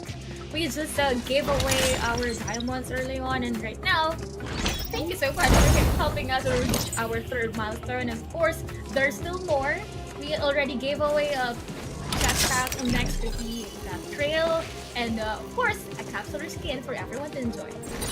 Yeah, definitely a lot of giveaways that we have on the horizon here for Fortnite 84 Philippines Championship. And the code giveaways are not yet over. Yesterday, we have given away a Maggie skin as well, along with a Hound skin. So that may be a little bit of a tease on what we can expect later on here in the Grand Finals. But going back, we're up to the game number 4 on the horizon for the Grand Finals here in PC Division. Ghost No Fear, Built Dev, Paragons, and Kitsune sitting on top of the overall standings. Apart from that, you have mentioned already about the formula that these teams have to consider. They could go play passively, whereas on the other side, those squads like a Powerhouse Fanboys, those teams under them should play aggressively, wherein they could contest a point or a POI per se, or go for the third party kind of scenario wherein they could rack up points, they could go for the trades, and not just die because, or not having any point at all. Yeah, for sure. But you have mentioned it already, right? Placement. This will be the key target here for the top 3 teams, to be more specific, because they're not pressured to go for kills. Right? They are not pressured to go for points. They're not pressured to really look out for these teams here in the Grand Finals, especially for game number 4 and game number 5, where placement points are the easiest way to gain points, and a drastic difference to each and every single placement that we have with top 1 getting 25, 20 to follow up, 17 as third placer. So the consistency onto these top 3 appearance rates is much more important, especially for these top teams. The teams that, or the squads that are now a little bit more pressured to hunt people down to gain more points aside from placements are the teams that are standing below in the overall standing. So that will be something to take note of. Jumping into what we have right now onto our head-to-head revamp versus Ivy League. Looking at the stats, it's a complete... Yeah, okay. It's a complete landslide onto the side of Revamp right here. They have an entire domination against Ivy League. Ivy League, you have set your expectations. Ivy League, if they weren't able to go for the passive plays and land those placement points, it is either they will exit the lobby early on, aggressive and then exit the lobby, or passive then land for the placement points. Yeah, and Ivy Leagues are pretty much like a poison in the mix here for the Grand Finals. Could definitely turn the tides and hunt these top teams down if ever they can perform. Unfortunately, they are a bit of a coin flip of a team. We're looking at their top 3 appearance rate, only 20%. Their average placement points is 8.3. Not really looking that much, but what they have in the bag is those 5.6 kill per game. So definitely a team to watch out for, to be one of the poisons for the Grand Finals. And similarly, in the same accord, Revamp can be the same thing as well. Well, actually, the best example for that was our previous map number 3. They were able to be the poison as it is for the other squads. They were able to weed out is that built-in paragons, or I've witnessed that they went for the third-party kind of setup. But of course, still there's still hope for our two teams that we had for the team head-to-head, because we still have the two maps wherein we have mentioned they could go for the placements, they could get those points, but securing those placement points is the most of the priorities. Yeah, definitely so. I mean, getting 10 points, getting top 3 placement will immediately secure you 27 points out of the bag. So that will give your opportunity, or give your team a much better opportunity here. But here's the thing. I am going to predict this already. Game number 5 is going to be an all-out chaotic situation for each and every single one, because that will be the final round for the grand finals. But we're speaking a bit too soon. Going here for the game number 4, we have just a round. It's Kitsune that I will be predicting once again. I'm going all in. I'm putting all eggs in one basket. Quite oxymoronic from what I have said a while ago. But you know what? I have never doubted them. Kitsune will be able to take this down for game 4 and possibly game number 5 later on as well. You know what? The funny thing is that I feel like I'm the only one that's giving a hard time to the prods or to our backends, because I was the only one who kept on changing the votes for the team. And time for the previous 3 maps, I have jigged all of the teams that I voted for. I voted for Vincent Paragons, and that was the time that we were able to land the fatal blow. And previously, the Ghost Report no fear. So I'm sorry if I'm going to jinx them again this time, but I feel like you have to level up your game. It's not about me being the curse. It's not the caster curse.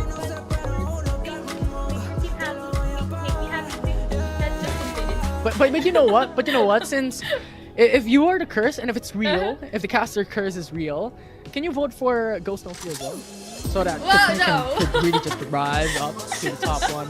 But of course, that's a joke. Kidding aside here, no bias coming in to the grand finals position. It's all about facts. And the reason why I voted for Kitsune is pretty much their consistency after the semifinals and how they have played time and time again from the knockouts to the semifinals. They have performed out of their minds, getting a lot of kills and getting good placements overall. Unfortunately, they have underperformed in game number 2, but that's not stopping me from voting them out here in grand finals. That's the good thing. Yeah, Kitsune is like the protagonist. Like, as the saying goes, it's not Christmas every day. You don't get you win to some, the you best lose version. some. Yeah, you earn some, you lose some. They lost a lot during that map number 2, wherein during map number 3, they really had a great boost, securing the placement points, securing those 13 kill points. So it's kind of good for inside of Kitsune, but moving forward, maps number 4 and number 5, they couldn't have the same pacing, or they shouldn't have the same scoreline way back map number 2. They should be consistent. They should still be eager, especially for the placement points. Oh, surely. I mean, if they repeat game number 2, they get no points. I don't think anyone wants that. I don't think Kitsune wants that for themselves as well. But given the fact that they have performed out of their minds in game number 3, getting so much points, I believe it's over 50 points or something. It's just absurd to think about how much points they were able to take down coming into the prior map. They could definitely turn it around here in game number 4 and game number 5. But that is without exception for the competition here in the grand finals, with the likes of Ghost No Fear and Built-In Paragons showing a huge sign of life here in the grand finals compared to the semifinals knockout stage that they have performed prior in a couple of weeks that we have seen here in FPC.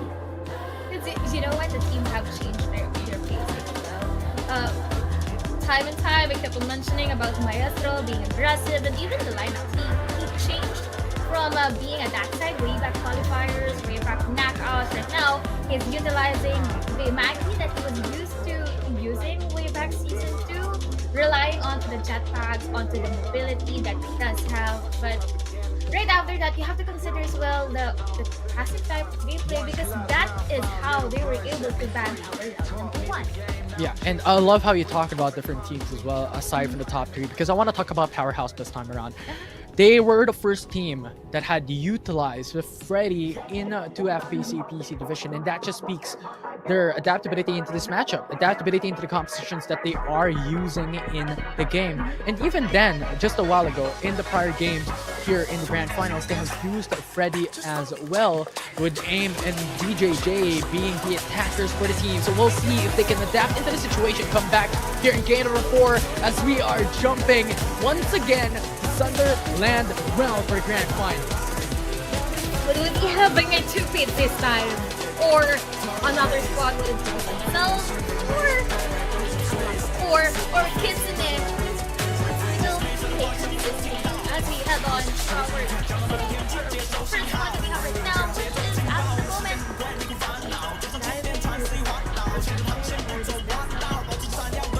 Actually, there's a change in lineup, or the captain utilization. Swoop is now using the that side, which is earlier on he was still using the left. They just have to adjust. And the unfortunate part about that is that they're leading already into their composition. That gives them a lot of defensive capability, but at this point, if they want to play it a bit more defensively, play a bit more patient here in this game, that side could enable them for those team fights later on. Especially how there is another team that is dropping onto the same position, which Emperor does not exactly give them a bit of advantage into those early engages and early aggression that 23-19 Cebu is pushing them here in the Grand Finals. Listen, they're the hard way. They didn't just wait for the hill any longer. I've seen someone utilizing that for like a blizzard, and is just going to use it as a means of survivability, but they feel like it's not going to be enough. That would resort to that rolling impact to bail out, but at the moment still sees or leads to see another day with a sliver of health left. Sliver of health left, going for the pick, still outplays. The 1-for-1, and Jazu, the god, is still in it. Kitsune, if you die here and now, it might just be the death of you. And 23-19 with a shotgun on hand will be able to go in for another knockup. Hound, can you do it? Clyde, can you make it out alive? And Peanut just jumping around with fancy footwork, still into the matchup, but in the end, 23-19, Cebu will be able to win it out. And Kitsune will not actually fully eliminate the likes of Seiko and Jazu, which will not give them those kill points that they want in the early game. And even then, full respawners unavailability for Kitsune in the early game. We've seen this happen in game number 2, and it's happening once again. It's not a good thing. The only thing that's different right now is that they clashed early on. They had the skirmish early on. They didn't dwindle any longer. Though 23-19 shouldn't relax just yet, because there's another compelling team joining the fray. Mantas is already lurking onto the corner, though the members of 23-19 will be having their respawners, wherein Mantas has already depleted them. Yeah, Mantas getting a hold of 23-19 to do forces out the respawners, but here we go. They have another team. Keep in mind, Kitsune dropped down onto the same position. It's transport port. It's a third-party fiesta coming into this POI, but thus far, we still have Mantas to go in for the respawners. Kitsune has to be prepared and have to be wary of their position, because at any moment's time, there could be an opportunity for Mantas to drop down onto the same position and bite them in the back. Well, actually, one member of Mantas has already depleted both of his life and respawners. Though, right now, it's going to be another squad joining. It's going to be from New Western Fast. Oh, wow. What an amazing shot that Kitsune was able to achieve. It's because Yosho, now with a level 5 shield, they're more capable into going for that fight. Unfortunately enough, New Western is much more stronger than this. They're able to go in and flank out the Maggies, and the Mary is gone. Kitsune is falling down 1 by 1. And Kitsune might just be the first team to get eliminated here if they're not wary of their location. Oxy is already gone for the count. Nuestra is the kryptonite of Kitsune. Not just the third-party central here in the transport port, it's a fourth-party central here in this POI. Last man standing for the side of Kitsune. Feel like we'll go back to transport port if it's already safe. No, moving forward onto the other. 1990s. Who? They do not have their respawners available right now. If they get eliminated here on out, will be the second team to get eliminated for this bar. Cyclone's going to help here, one of the contestants here in the top 3 position. Having the sights onto Azusa, getting that push out.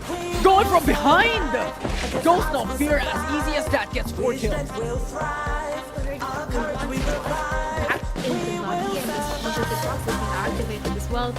I haven't witnessed who was this first squad who gets eliminated, but moving forward, Ghost Reborn is kind of promising as at the moment they already have the level 4 shield and the advantage, though they shouldn't challenge that squad on top. I think that's material, that's Revamp. Get closer to them anytime soon. Just into the kill feed. Remember, this is one of the teams that dropped onto transport port, having to fight up against the likes of Turn 2, Nike, Cebu, and also Kitsune. Dying and losing one of their members, but looking at the flip side onto the Wind Valley's Revamp up against Ghost No Fear. They have fear now! As Jenny the God already loses his life, and Revamp is still in it with 3 members alive. It's a 3v2 situation. Wants to go in for the infiltration in the buildings. CBK losing his blood, losing his life. Ghost No Fear has the capability to go in for the reset and revive for now. Their opponents only having 1 member alive. Look at Eternity. Matchup goes to the peak. Will be the Peaker's advantage, but Ghost No Fear having 3 members alive, not looking that good. Eternity! And Eternity comes at the right time here as a third party into that matchup. Ghost No Fear feeling the wrath and losing a couple of their lives up against this team. Fortunate to meet them at this time, wherein Ghost No Fear wants to win it all and wants to gain those points. And Eternity will gain themselves 3 kills in the process. It's very unfortunate for Ghost No Fear. They have waited so much or so long for that skirmish to happen. They were able to wait out the members there, but we haven't seen that Eternity just activated the response to the box, and because of the noise that they have committed as well, it rushed dive in to them, and the other member of Ghost Reborn has let its demise on the hands of Built-in Parables as well.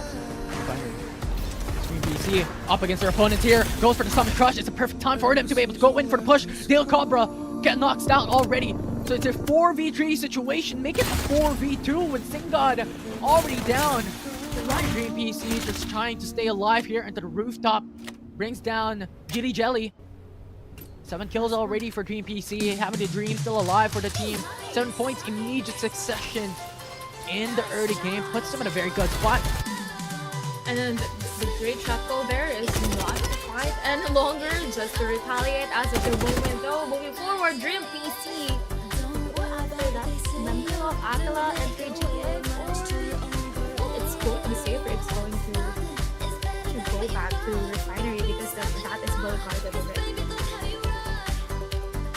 It's just waiting. It feels like you're going after them.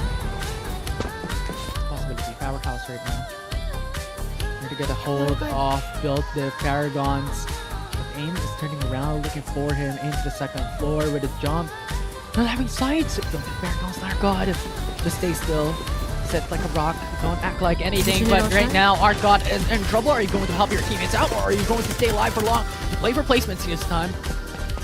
But the pings are there. We have that information. Largod is in danger.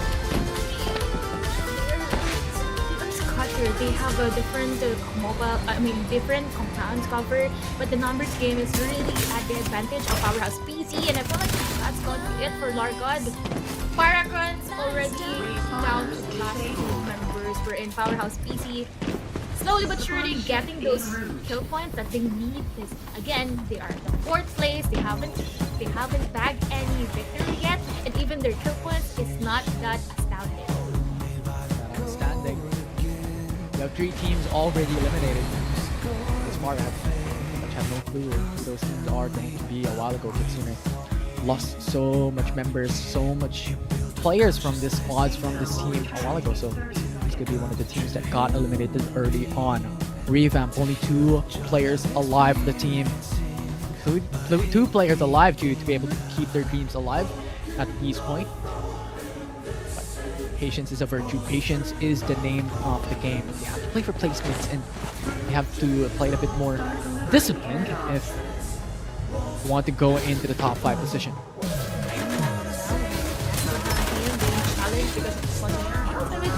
Kitsune Is eliminated.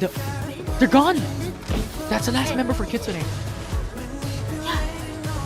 But Ghost No Fear is also gone as well. Mandas.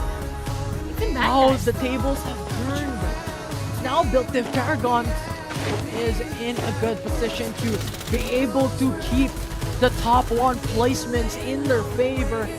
The 3 players left, if they keep themselves alive and play for the placements and play into the final zone, they could definitely take it away and steal the position of Ghost No Fear away in this game. That should be one of the strategies here for Built Up Paragons. They have to keep their standings afloat if they want to make it out alive. Actually, they were able to revive that one fallen comrade, and right now they have a full squad right now. After Built Up Paragons, I feel like this is also the hate time for Powerhouse PC to go back and do their A game. And look at that, they're already pinning. They're going to go up against Built Up Paragons. This is the battle of the best of the best. Paragons versus Powerhouse. Goes for the Summit Crush. Knocks him up. The Arch God is gone.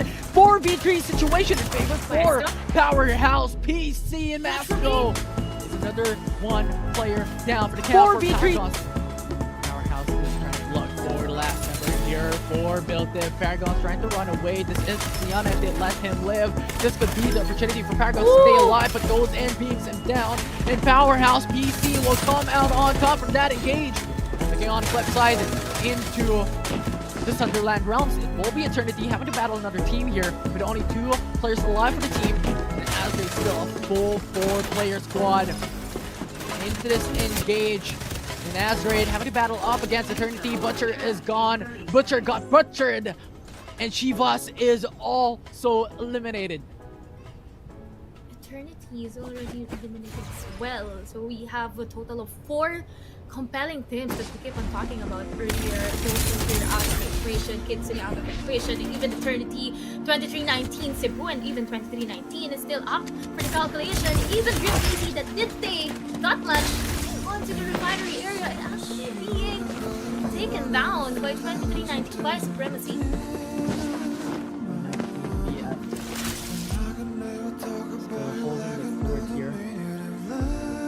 Aggressive. Green PC has sights on them. They know if there is someone nearby. Ooh, I do not like that.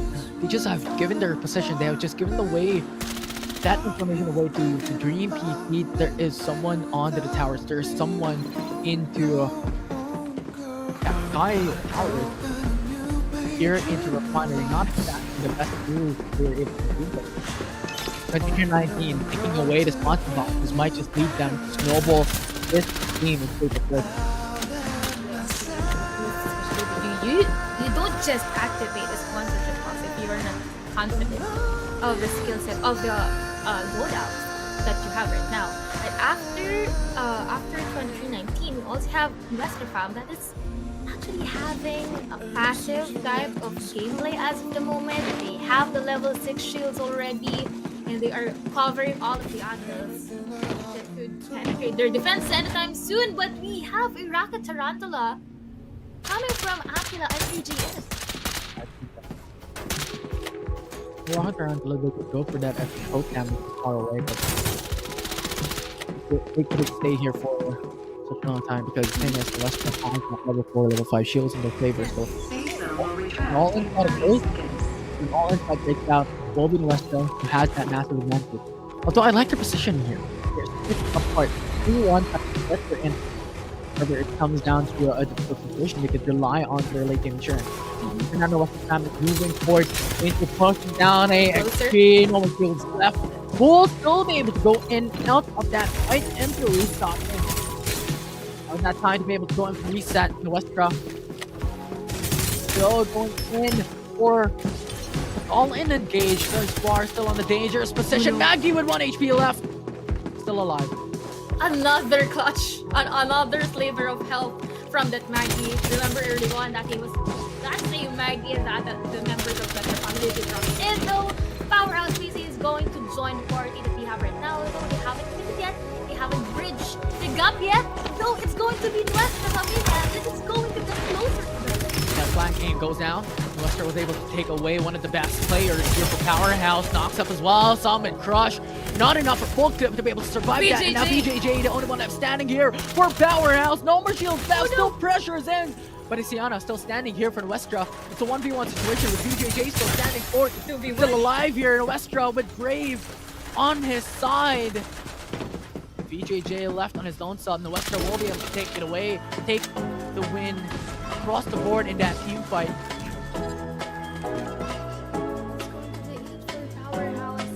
PC landing onto our 9th place.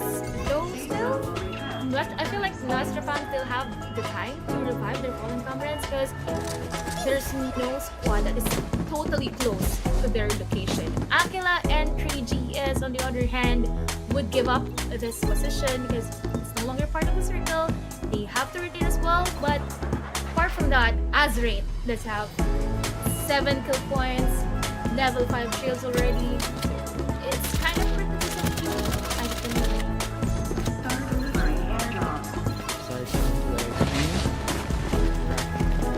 Still up pain in the back.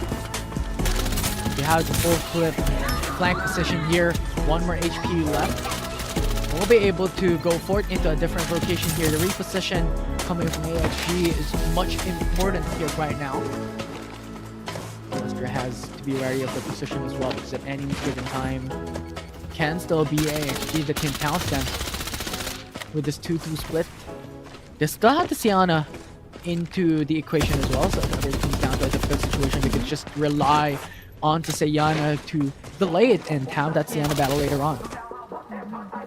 That's a good opportunity for their side. Aquila, on the other hand, doesn't have their Ember anymore because Veil Cobra has been taken down as well. Though Nuestra is going to rush in another compound. Oh, unfortunate. Or wrong start. Push up against Nuestra compared to the opposite of that statement.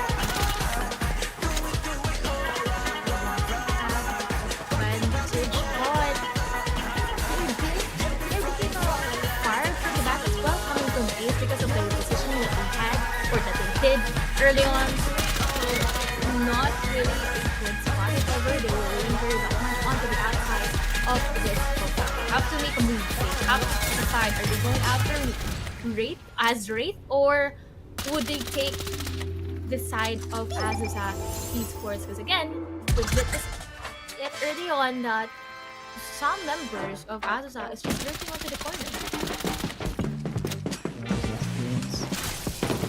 That's right. For the mountains, waiting patient here, waiting for time, and they do not want to pressure in Nuestra. Unfortunately, Nuestra fam is more towards the center of the safe zone at this given time, so exactly the best situation here for Azrate. They will be the ones who will push up against Nuestra and at any second now. Right now, Divulge is a signal for them to come through. Rolls for the flank as well. The blinding mark is an information. But Naz going in with a stomach truck. Puts down Brave. Did that engage? That will lose 1 member for Nuestra. It's a 4v3 situation. Or rather 3v3 situation this time around. Vision Erosion will give the Azrate better. The advantage coming in from that fight. Full clip. Making on the reset. That pincer maneuver into that 2v1 situation. Will run this full clip. Nuestra, still in the game. Is still in the squad. On a better position. Up against Azrate. It's a 2v2 situation right now. After it's just a Yoto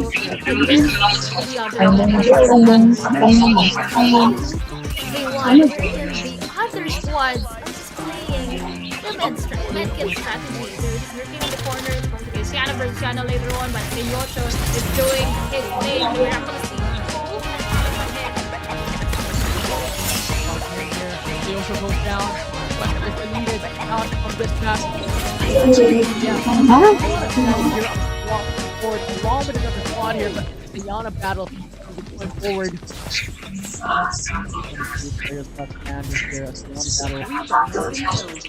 It's Wind Valley. It's further away.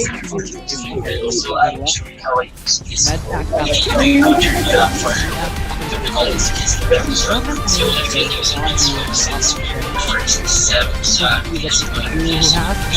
pack more bodies better. Not very effective in mastering something.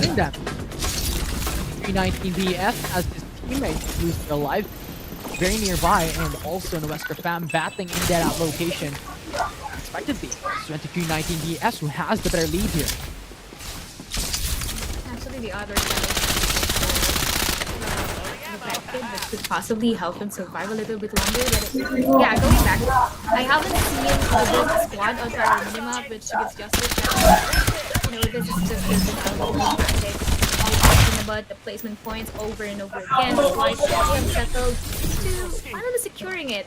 It's 20 points if it's going to be second placer, or if it's going to be Boulder, it's a total of 25 points. Total of 25 points, but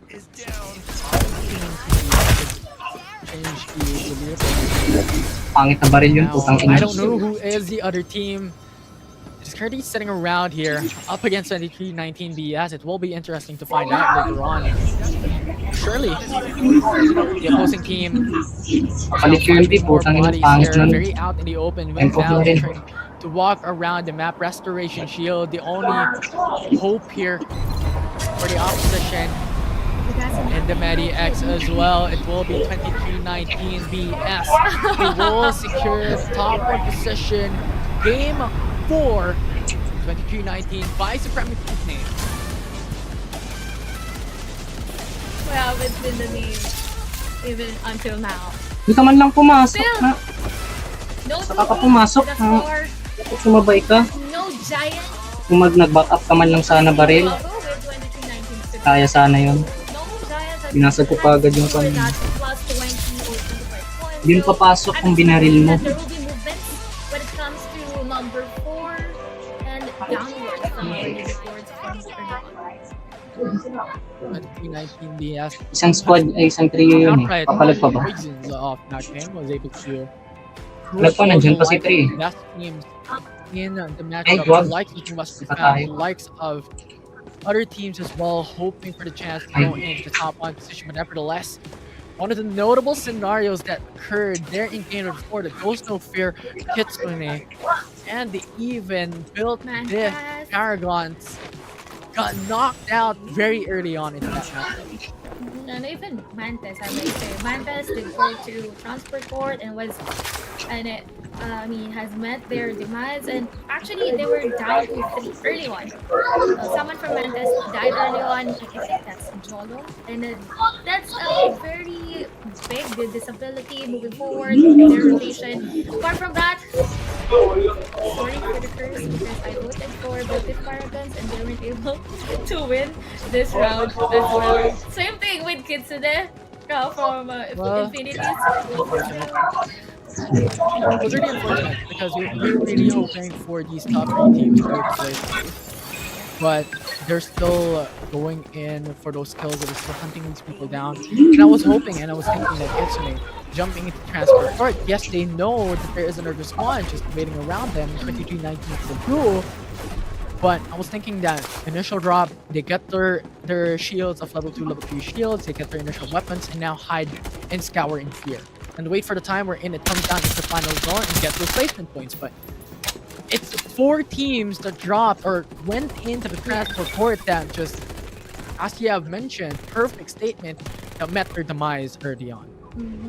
It's more of it's not of Kitsune's fault. I mean, as far as I'm concerned, I feel like it's not Kitsune's fault, but rather those teams they hunted those teams that not like to go down. Those transport points, it's nothing for them, for their side, because this is the hate time for them to go to get the game to contest those teams that are up against the others, because of course they have nothing to do.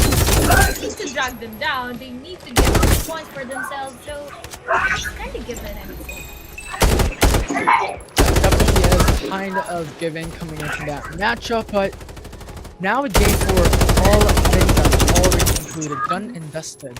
We only have one game remaining here for the grand finals, where it all comes down to this. It all boils down to this because one more matchup, and I feel like this is the moment wherein these teams will start to play aggressive. These teams will start to play chaotic, and they will now start to hunt for kills, especially the teams that will be stuck in top 4 to top 15 out from the overall standings after this Game 4. not just a game number 5. No.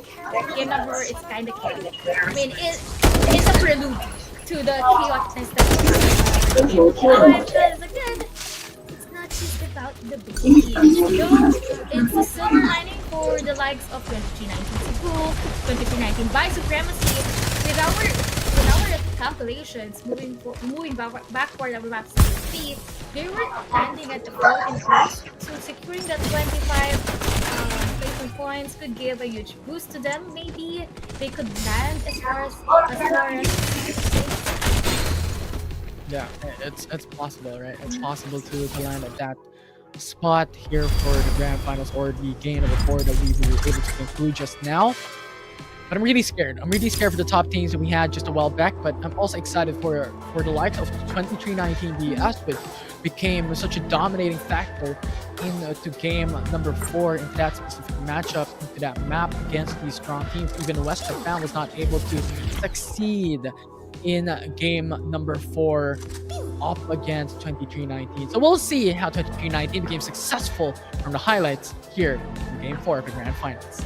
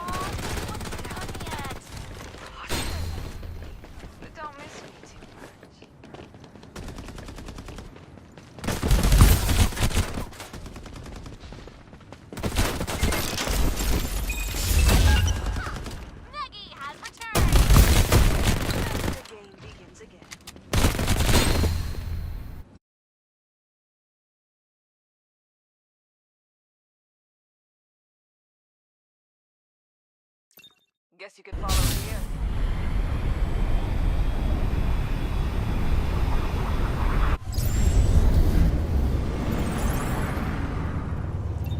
Stick to the plan. Go here.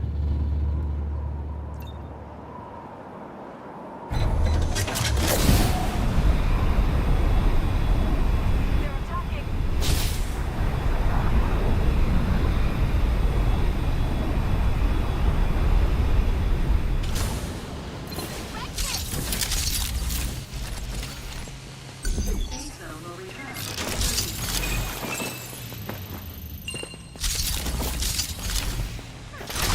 Another one bites the dust.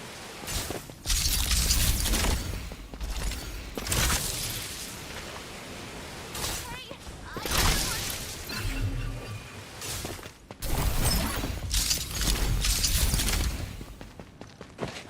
reloading.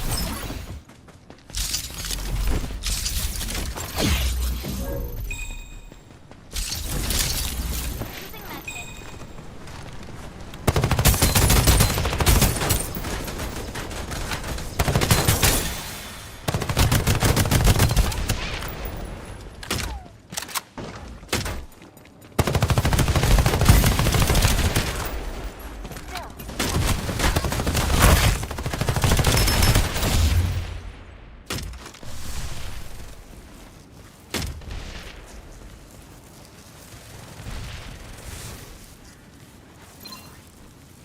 Reloading.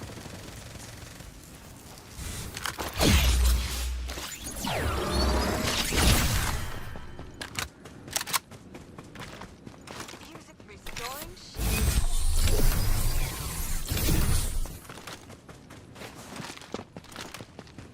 open fire.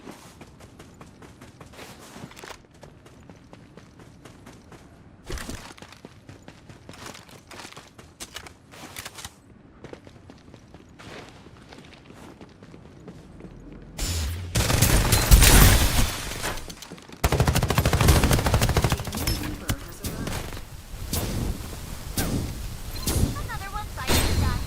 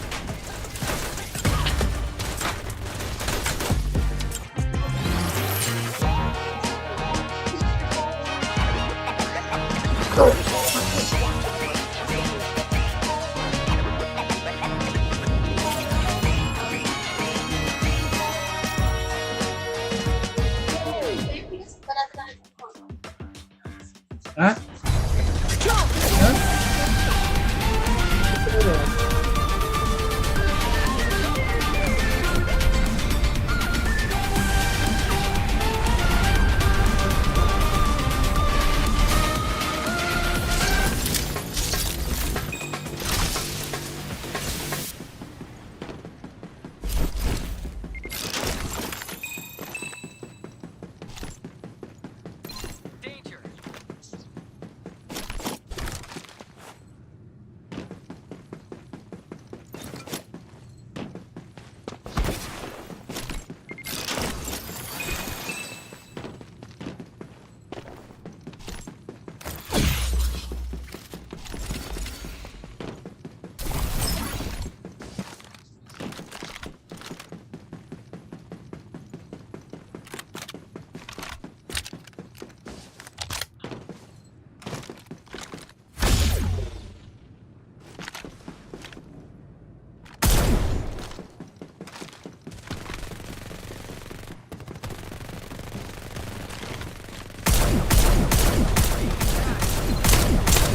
Shields are my best friend. Gotta restore.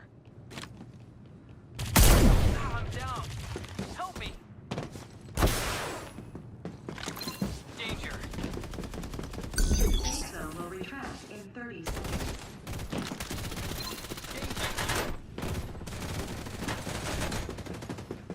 If you're looking for a rescue, I'm your man.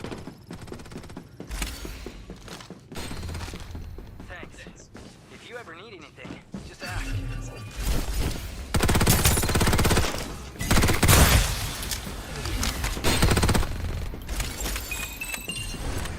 The hunt begins.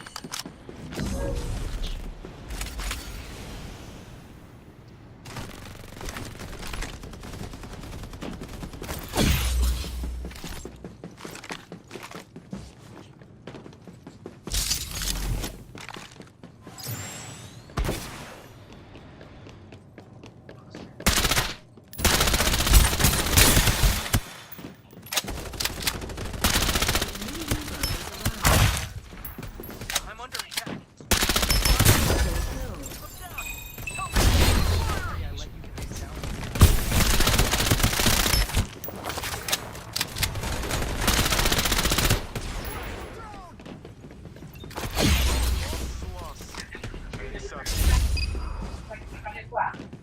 I'm on my way back.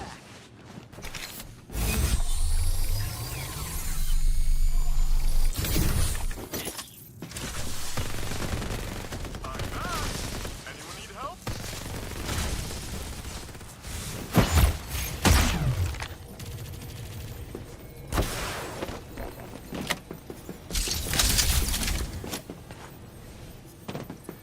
Danger.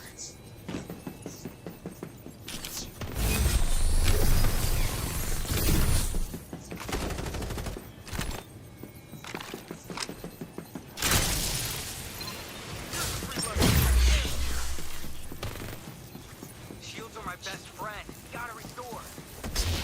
Taking fire.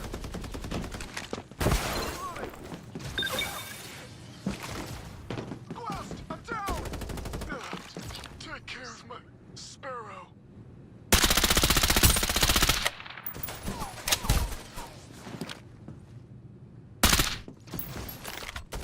I'm down.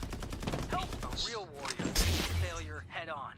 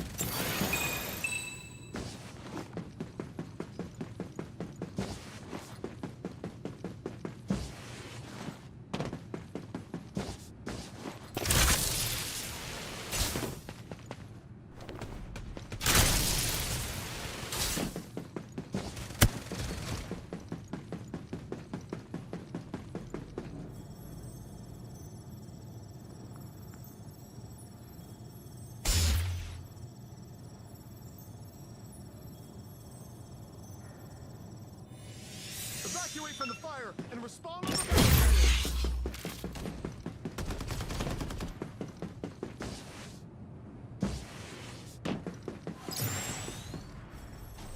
Reloading. Need to focus. Safe zone will retract in 30 seconds.